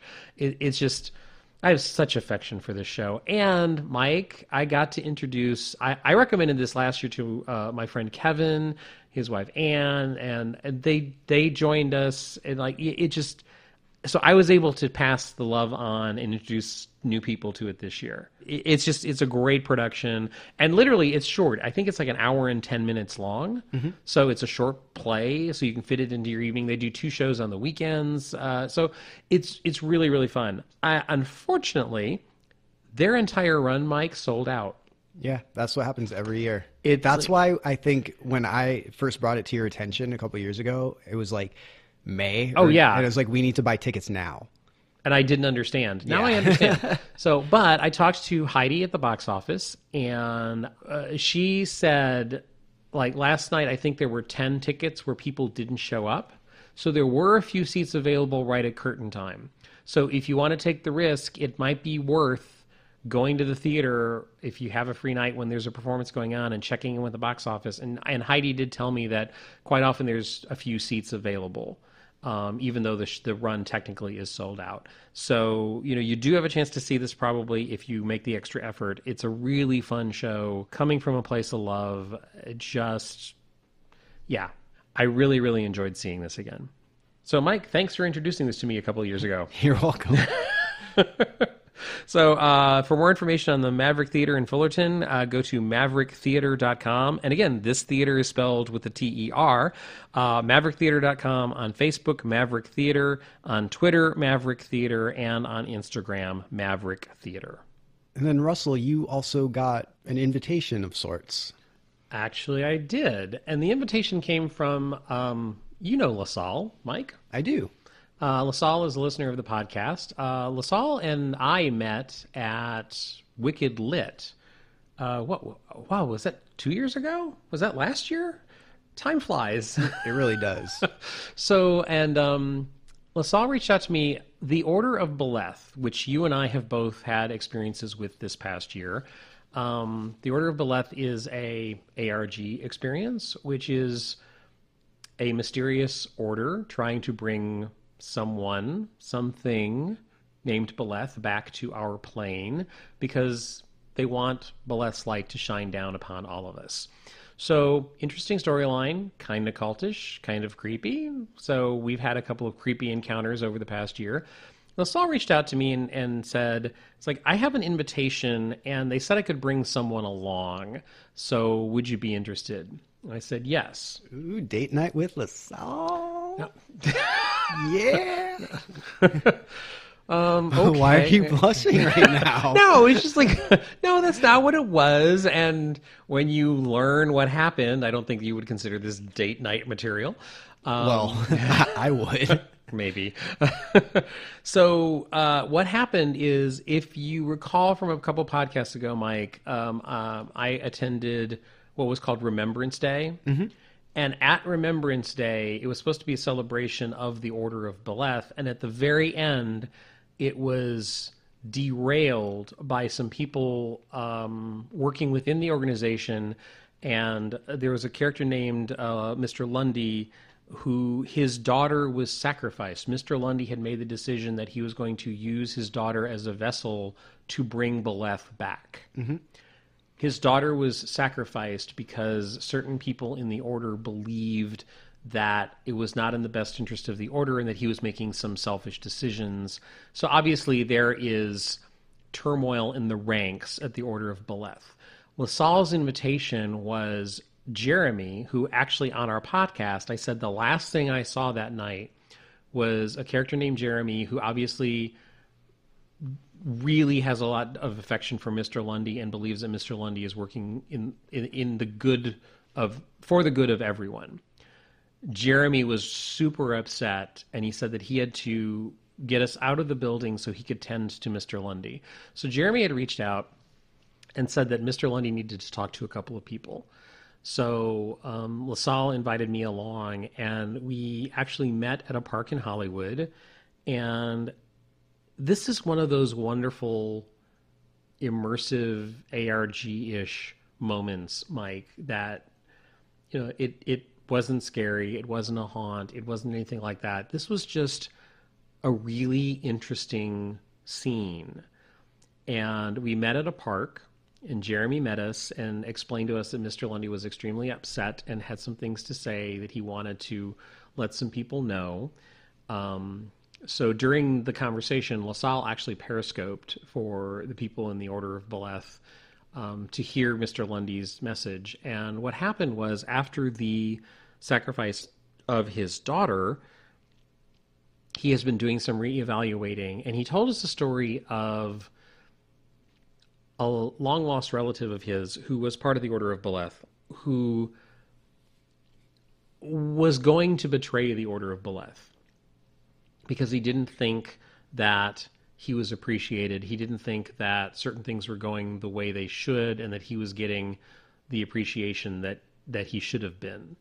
And Mr. Lundy paralleled that with his own actions, and he told us the story of that long-lost relative stepping away, doing some reevaluation, and then he returned. And Mr. Lundy said that he is about to do the same thing. So this was sort of a watch yourself, be careful, because there are people amongst the members of the Order of Bileth who might be trying to steer the order to a very bad, negative place. Mr. Lundy's going to step away, and he said that he will return. So right now, the Order of Bileth is in disarray, and he's doing some reevaluating, and he will come back, but we don't know what the status of the Order of Bileth will be when he returns. And there might have to be a battle of power and wills in the Order when he returns. So that was the evening. And again, it was just a strong scene delivered in an intimate setting, just to move the storyline of the Order of Bileth along. And that's not a date night, how? Just kidding. Stop it. So, I love that kind of stuff. It was just this weird, like, wow, okay, so I get this, really cool scene, and LaSalle and I were sitting there, and, he was in tears, so upset over the loss of his daughter, and he had lost his wife, and now the Order is in disarray, and he was this just broken man who needed to step away, and he just wanted to talk to someone. And that's what that was. And what this represents, Mike, is the sort of the end of season 1 of the Order of Bileth. And they won't be doing anything during the haunt season, apparently, and during the Christmas season. They plan on returning with their sort of season 2, January, February of next year, apparently. Cool. So this was sort of like the cliffhanger. So I am really curious, and I hope season 2 brings us Bileth. And have her light shine down on you? Yes. Couldn't resist that, could you? Nope. All right. For more information on the Order of Bileth, go to orderofbileth.com, which is Order of Bileth. On Facebook, Accept Bileth's Love. On Instagram, Order of Bileth. And on Twitter, Order of Bileth. And it's time. Time for ARG stuff? Well, we already were just talking about ARG stuff. So did you have something specific in mind? I'm just going to do it. The Lust Experience. Lust.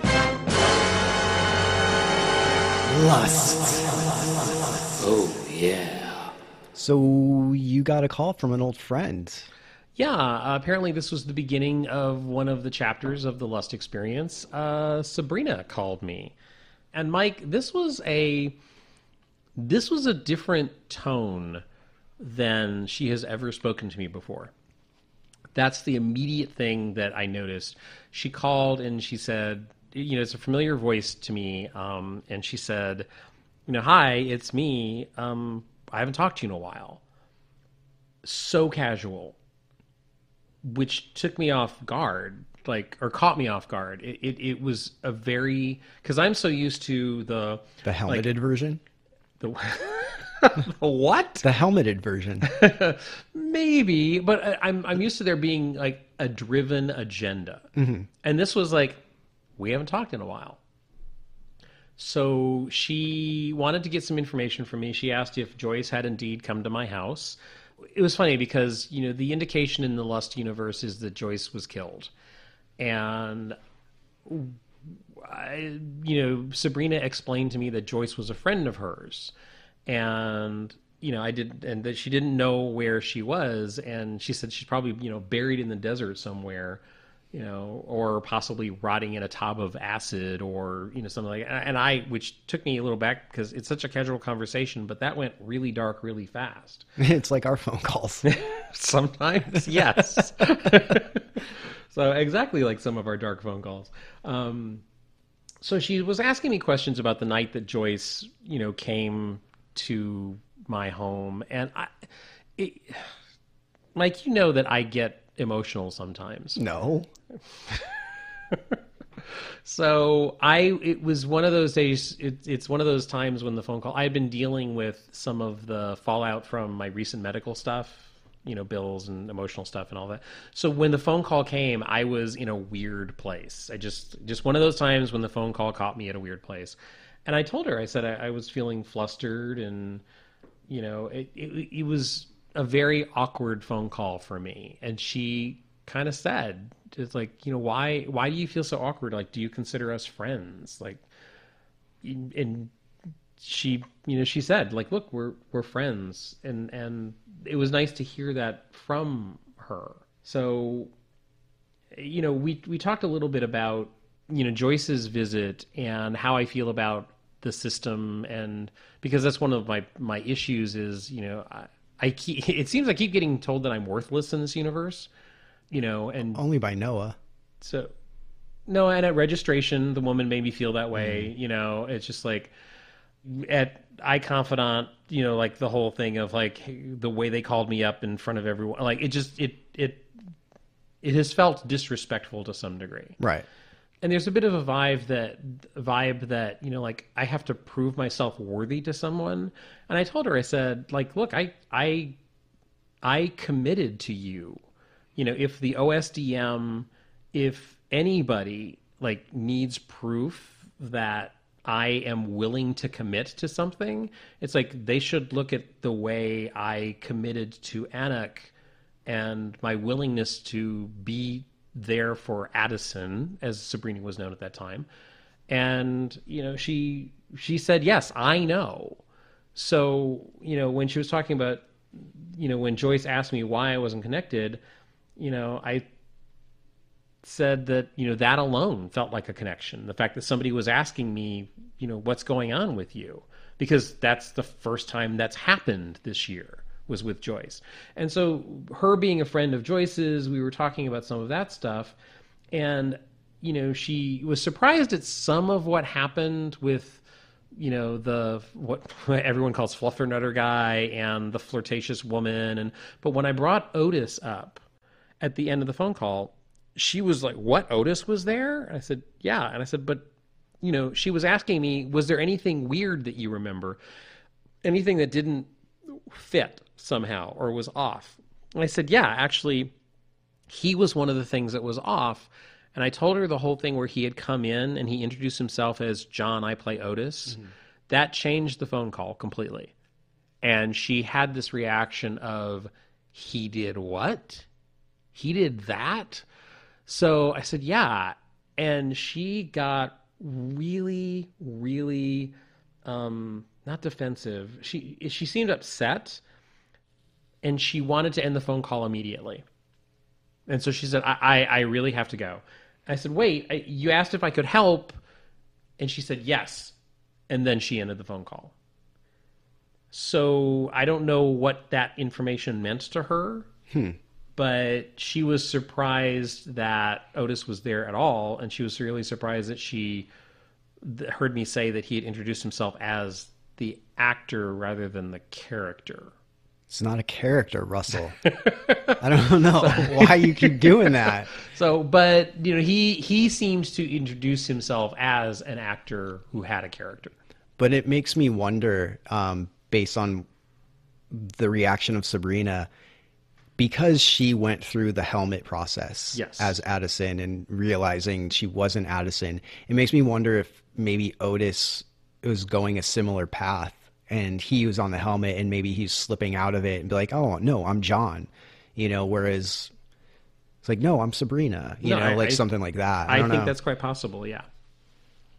So that was sort of like the beginning of like a new chapter. And somewhere in that chapter also, Otis appeared on Facebook again. Yeah. He disappeared from Facebook, but he came back and wrote this long post, which thankfully Megan screenshotted and posted to the forums, because I might have a place in that story, because he references someone called Mr. Tattoo. Yeah. And we think that's me. Because you have tattoos. I have one or two.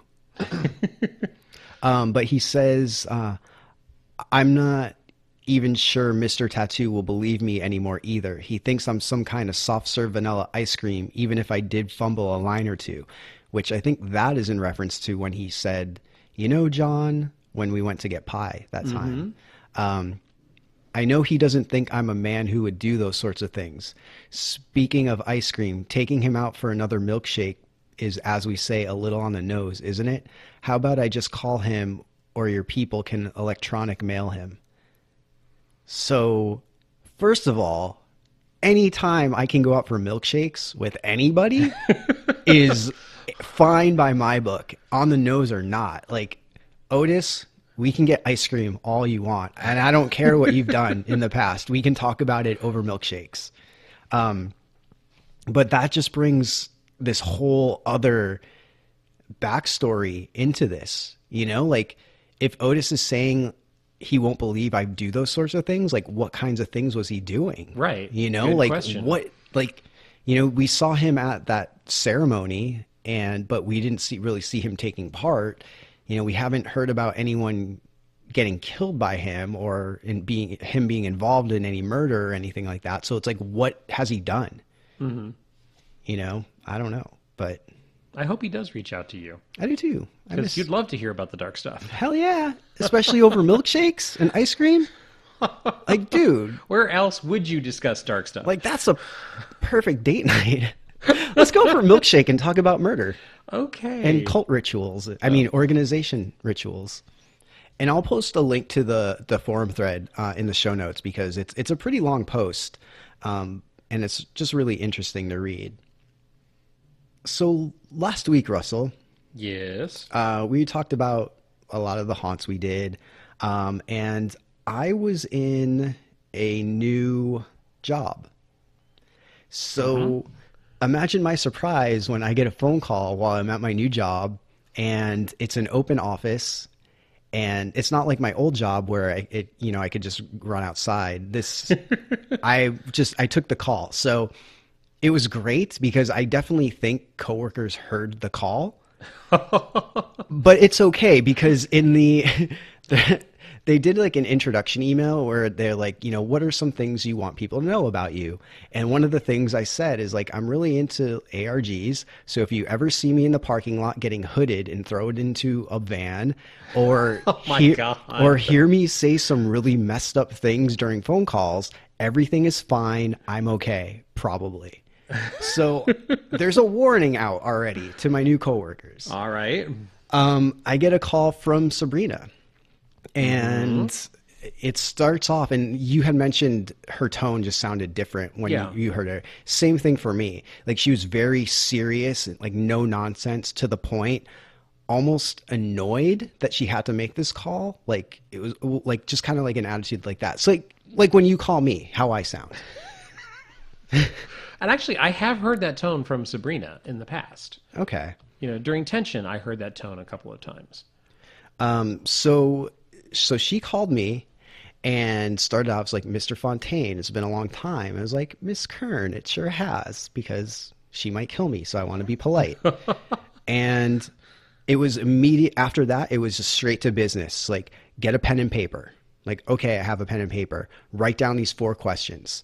And she gave me these questions, and as I'm writing down, it's like, this makes no sense. And the 4 questions were strange because I don't know if they didn't make sense to me at the time.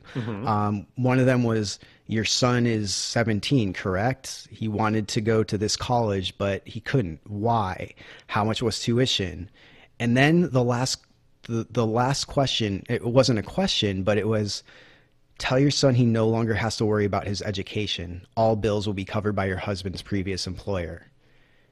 And it's like, okay. Interesting. Then she told me she was going to conference someone in. So she was going to call someone and I was to ask these questions and that's it. Okay. So a woman gets on the line and I start asking these questions and immediately it's, who are you? How do you know that? What are you talking about? Like, who is this? Like, very, very like paranoid and scared. And I asked these questions. I got the answers, and as soon as I said that last portion of the bills are be covered by your husband's previous employer, phone went dead. So I did my job. Right. But let's back up a little bit. So a few days before this phone call, Brian was emailed a text conversation between Sabrina and who we think was Darren, and then he got a phone call. She was really upset that he had posted that because it was a private conversation and, you know, all those fun things. So she told him to the same thing, get a pen and paper. And she told him that Los Angeles, Chapter 3, AL21, the last data center standing. 91 little pencil pushers. You and the players of your f***ing game will have to make a real hard choice. Then she gave him a task. She wanted him to create a poll, and in the poll there are two options, dissolve or absolve. One person will vote at a time, which would start with him. Each voter will have the chance to pass the baton to the next voter or to stop the vote entirely. The person who stops will be the final counted vote. And the outcome of this vote, in the end, you will either cause their reduction or their relocation in resources in a different field. So this is in regards to the OSDM data centers. Mm-hmm. And she gave that task to Brian. And then there was a whole bunch of, theorizing about what that would mean, the absolve or dissolve, and how people were planning to vote. So the vote came, and Brian voted absolve and then closed the vote whatever. That I don't think that was the right move. I don't agree with it. But it's not my call. I do understand why he did it. I think because he wants to play God. Well, no, and his reasoning of this community, there's been so much bickering over the Mason topics and everything. I just felt that he figured it would turn into a complete mess.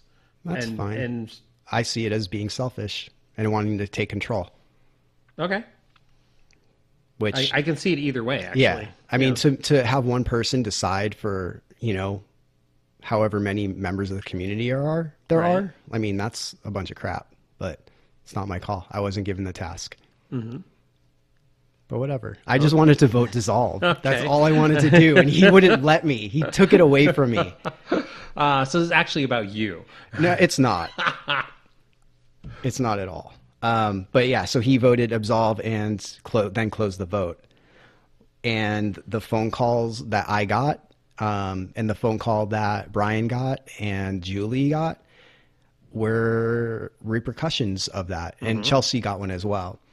And we all got phone calls about it was good news, quote unquote. Like Brian had to call someone and tell them there's now $1 million in their bank account. Right.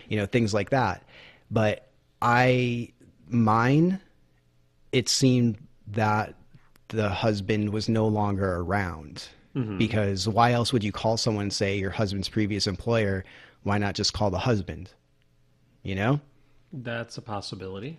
Well, what happened next might lead into that, because we heard from Mason and he gave some information that he's a cleaner and said there's now 90 to go. Mm-hmm. So there were 91 pencil pushers. He killed one of them. Right. So was that the husband of the wife I called? Who knows? No, it wasn't, because we heard an audio file, which was given to Kevin, where you heard Mason interrupt a couple. So, you get the impression by the end of that audio file that Mason basically revs a chainsaw. Right, but did that happen? But when was that recorded? Oh, interesting. Good point. I see your point. But I think if that were her, if that were the husband and wife, I think she would have been more upset getting your phone call. I think it would depend on how upset she was and how paranoid she was with you. It's very. Oh, okay. Then maybe it was. Maybe that was the beginning of that. Yeah. So we shall see. Yeah, which is interesting. Here's the interesting thing for me, and I posted this on the forums as far as Mason goes. Like, okay, 90 to go. Like, one person can't do that in a time efficient or effective manner. You have such little faith.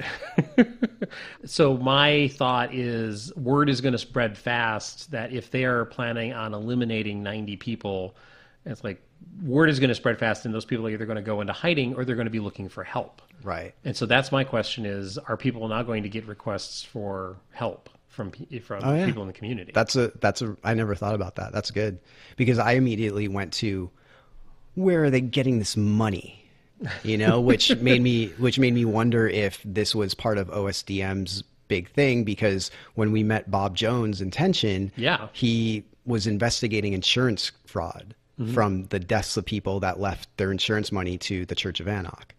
So is it a similar thing where all of these employees, or maybe the workplace has employee insurance and it's like, oh, they're dying, so we get all this money, or do they have their own personal insurance claims where they are leaving it to like Horus or something? I don't know, Right. like something like that instead of a church. But, this could go so many different ways.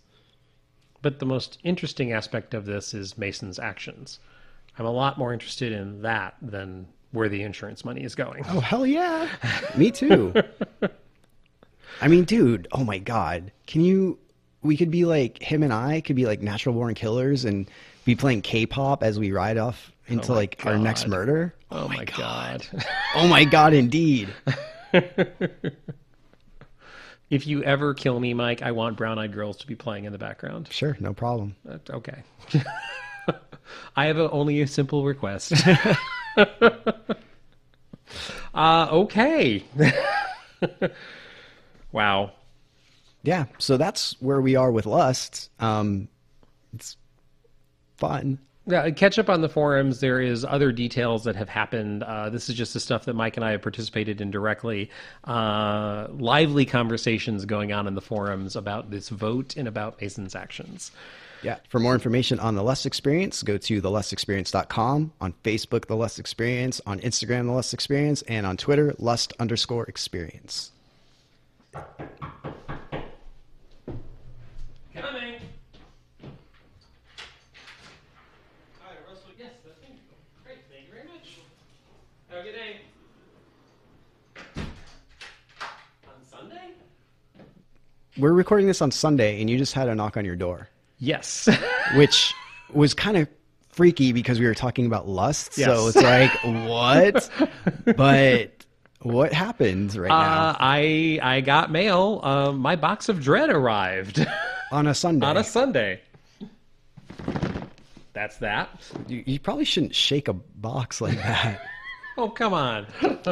Especially since the last one came with a glass. So, yeah, but it was really well packed. So this box of dread is really cool because it's like they hired a curator. So they have someone specifically working on the box of dread, and it shows Yes. in this one. And it's awesome. It comes with a letter, and it's the first time that it actually came in a box of dread box, like a black box with the box of dread logo, which is awesome. I'm sorry, I'm distracted by this. Yeah. I So, love this. What did you get? It's a Friday the 13th pen with a little Jason top on the pen carrying a bloody knife. I got Freddy. Really? Yeah. So that's awesome. I'm sorry, my inner 12-year-old is. This is cool. They can't see it, Russell. You need to talk. Zombie Kenny from South Park. It's a keychain, right? Yes, it is. So this will go next to my little Jason keychain that I have at work. We also got a pop figure for Carrie, which is funny because, Russell, you just bought this. Yeah, I literally. But now you can keep one in the package, or keep one out of the package. I think I might do exactly that. So yeah, so I love this figure. By the way, I think they did a really good job. Yes, the Funko Pop Carrie, which just came out recently. It was like a month ago. Mm-hmm. We got a blind bag of pint-sized heroes, but the horror ones. Yes. I got Beetlejuice. So. What did you get? I'm sure it's Pinhead. Open it. All right, here we go. Ah, I got Pennywise. Oh, nice. How did you think that was Pinhead? Because He has a total I felt bald the head. little, like the mold of his hair. So, so I have Pennywise. And we got a DVD, All Cheerleaders Die. Which is something I am not familiar with. I had seen this like on shelves and stuff, but I never was able to watch it. I know I definitely seen that cover art before. Interesting. Okay, so it looks like a horror film, of course. So, and then we have Tales of Halloween collector cards from the anthology movie, which came out last year. Yep, it's from the segment Ding Dong, which is the curator Lucky McGee's part. Oh, cool. Mm-hmm. Oh, and then a poster. I'm sorry, I'm leaning away from the microphone because of which is I knew that this was coming. There's a film version of Gerald's Game coming, and it's a small mini poster for Gerald's Game, which is apparently at the bottom of this poster. It says will be available on Netflix, September 29th. So it's available now. Yeah. So yeah, this was a good one. Yeah, definitely. So it definitely already you can see a difference that they have someone specifically working on this. Yes, absolutely. So I love this pen. So, okay, I'll put the pen down. So for more information on Box of Dread, go to boxofdread.com on Facebook, Box of Dread, and Instagram and Twitter, Box of Dread.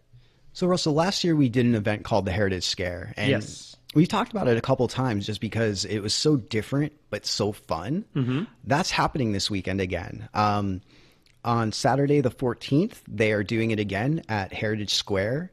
And it's a night of just fun, spooky, creepy, fun games that you can play as many times as you want. Mm-hmm. At least that's what it was last year. I'm not sure if they're doing that this year. But yeah, like it was so fun. Yeah, it was a very fun, very unique evening, that's for sure. And the games were, I don't know if there's an age limit on this event, but the games seemed fairly open to younger ages as well. Yeah, there was anything, there wasn't anything super gory or scary or anything like that. It was just fun. It's funny that I lean toward the family-friendly thing because I work with so many family-oriented people, and people are coming to me at work all the time, Mike, going like, I want to do something spooky for the Halloween season. What would you recommend? And so I'm literally in this mode of like, okay, wait, are you taking kids? Are you taking, and if somebody called me the other day at work, they called me the Pied Piper of horror. Because I'm the one everyone's turning to for, it's like, wait, theater, you should do this. Okay, haunts, try this. But yes, last year, it really was fun and very unique. We did nothing else like this during the entire haunt season last year. Yeah, and it doesn't seem like there's anything else like this out there as well, which makes it that much more special. Mm-hmm. But definitely check it out. It will be such a fun time, and just the environment and the setting, it adds so much because it's old Victorian homes. Mm-hmm, yep, because it's at Heritage Scare. It's at Heritage Square, which is Heritage Scare for this event. But yeah, all the old Victorian houses and like there's like the shop that has all the old stuff in it. It's just great. But definitely check it out. You will have a fun time. You can find more information on them at wiseguysevents.com. And there's something else opening up for Halloween season. There's a pop-up bar that's going to be based on Halloween and horror and stuff, and it's going to be a cool meetup spot, I think, for a lot of people when they go to haunts in LA. It's happening at the Edendale on Rowena in LA, and you can find information on that at theoctobercountry.com, and that's opening on Friday the 13th and going all the way through the 31st, which is Halloween, of course. That's fun, and that'll be cool because there's like a central spot now, kind of. Yeah, that would be very interesting. And that's everything. We've hardly begun. I know. Please let us know if you guys find stuff that you've really enjoyed this Halloween season. Please reach out to Mike and I and let us know what you're enjoying this Halloween season. Where can they reach out to us at, Russell? So they can reach you at mike@myhauntlife.com or me at russell@myhauntlife.com. That's Russell with 2 S's and 2 L's. Even though it doesn't matter because people still don't put both. We should just stop saying that at this point. Yeah, everyone spells my name wrong. Everyone. So, and also they can check us out at myhauntlife.com. And all the social media like Facebook, Instagram, and Twitter, and all that fun stuff at My Haunt Life. And make sure to check out the calendar at myhauntlife.com/calendar, or leave us a voicemail or a text at the Haunt line, 515-HAUNT-LA. Oh, I'm exhausted already. This has been fun. Yeah, it's been super fun. It's a great start to the season. Yeah, I'm happy that Halloween is here. This has been a weird year, and before we actually wrap up, I do want to point to something, Mike. I don't know how to necessarily get into this, but I do want to cover this because, Mike, you and I last year, we pointed to a bunch of home haunts. And you and I both love home haunts. I've never done a home haunt. You've been a home haunter in the past. Mm-hmm. It's a special thing that people put together and like spend all of that money and passion and time to create something to make other people happy during the season. And then you get a gun pulled on you and stop doing it. Which is what happened to you, unfortunately. Well, yeah, that's right. Yeah. Thanks for pointing that out. So in case our listeners did not know that story, one thing that is really, really well known in Southern California is Boney Island. And Boney Island has released a statement on Facebook that reads, "In light of events our world has been experiencing, keeping the public safe from harm in an outdoor setting has become stricter and cost prohibitive with permit fees, road closures, and police protection. With the city's new requirements, costs could reach up to $100,000. For a neighborhood event like Boney Island, it is too far out of our reach, and therefore we have no other option than to close our gates for good. We are blessed to say we have had an amazing 19-year run of a whimsical tradition for so many individuals and families, creating magical memories that will last a lifetime." So Boney Island, in light of recent events, of course, in Las Vegas, and I'm sure that the city permits were also affected by the fire in Northern California months ago, because that affected permitting as well. This is a 19-year tradition of a home haunt that was not frightening. It was, they used the correct word, whimsical. Boney Island was something that was beloved by many people. And they would have lines forming hours in advance of their opening. It was truly something special for the Halloween season in the Los Angeles area. And it's sad to see this make the decision that they have made to not be up and running this year and in the future, but also totally understandable with the costs and things that they point to.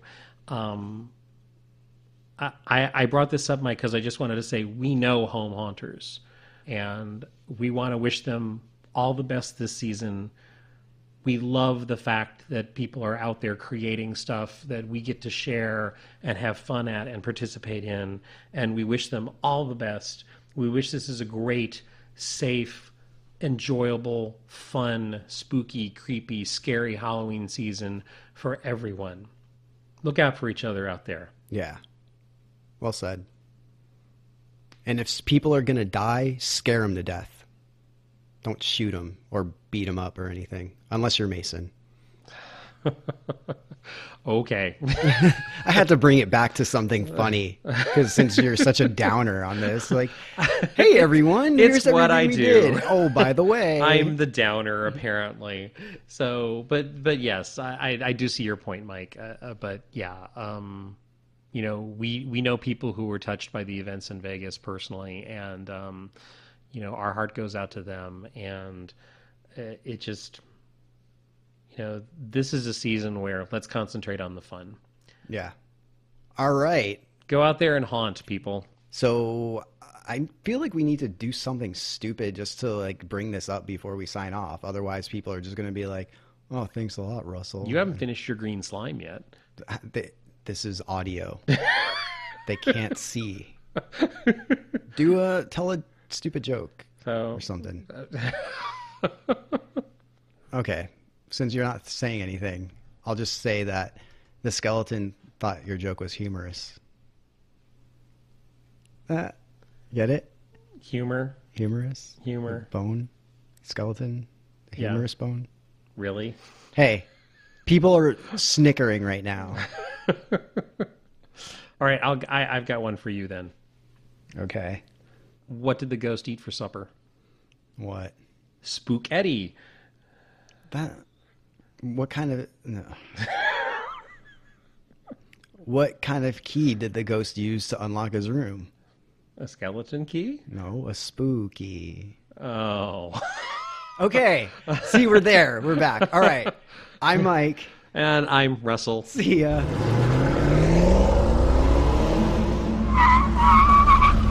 Get out. We're done for now. I actually tried to be fucked up. But you're so much better at that than I am. It's natural.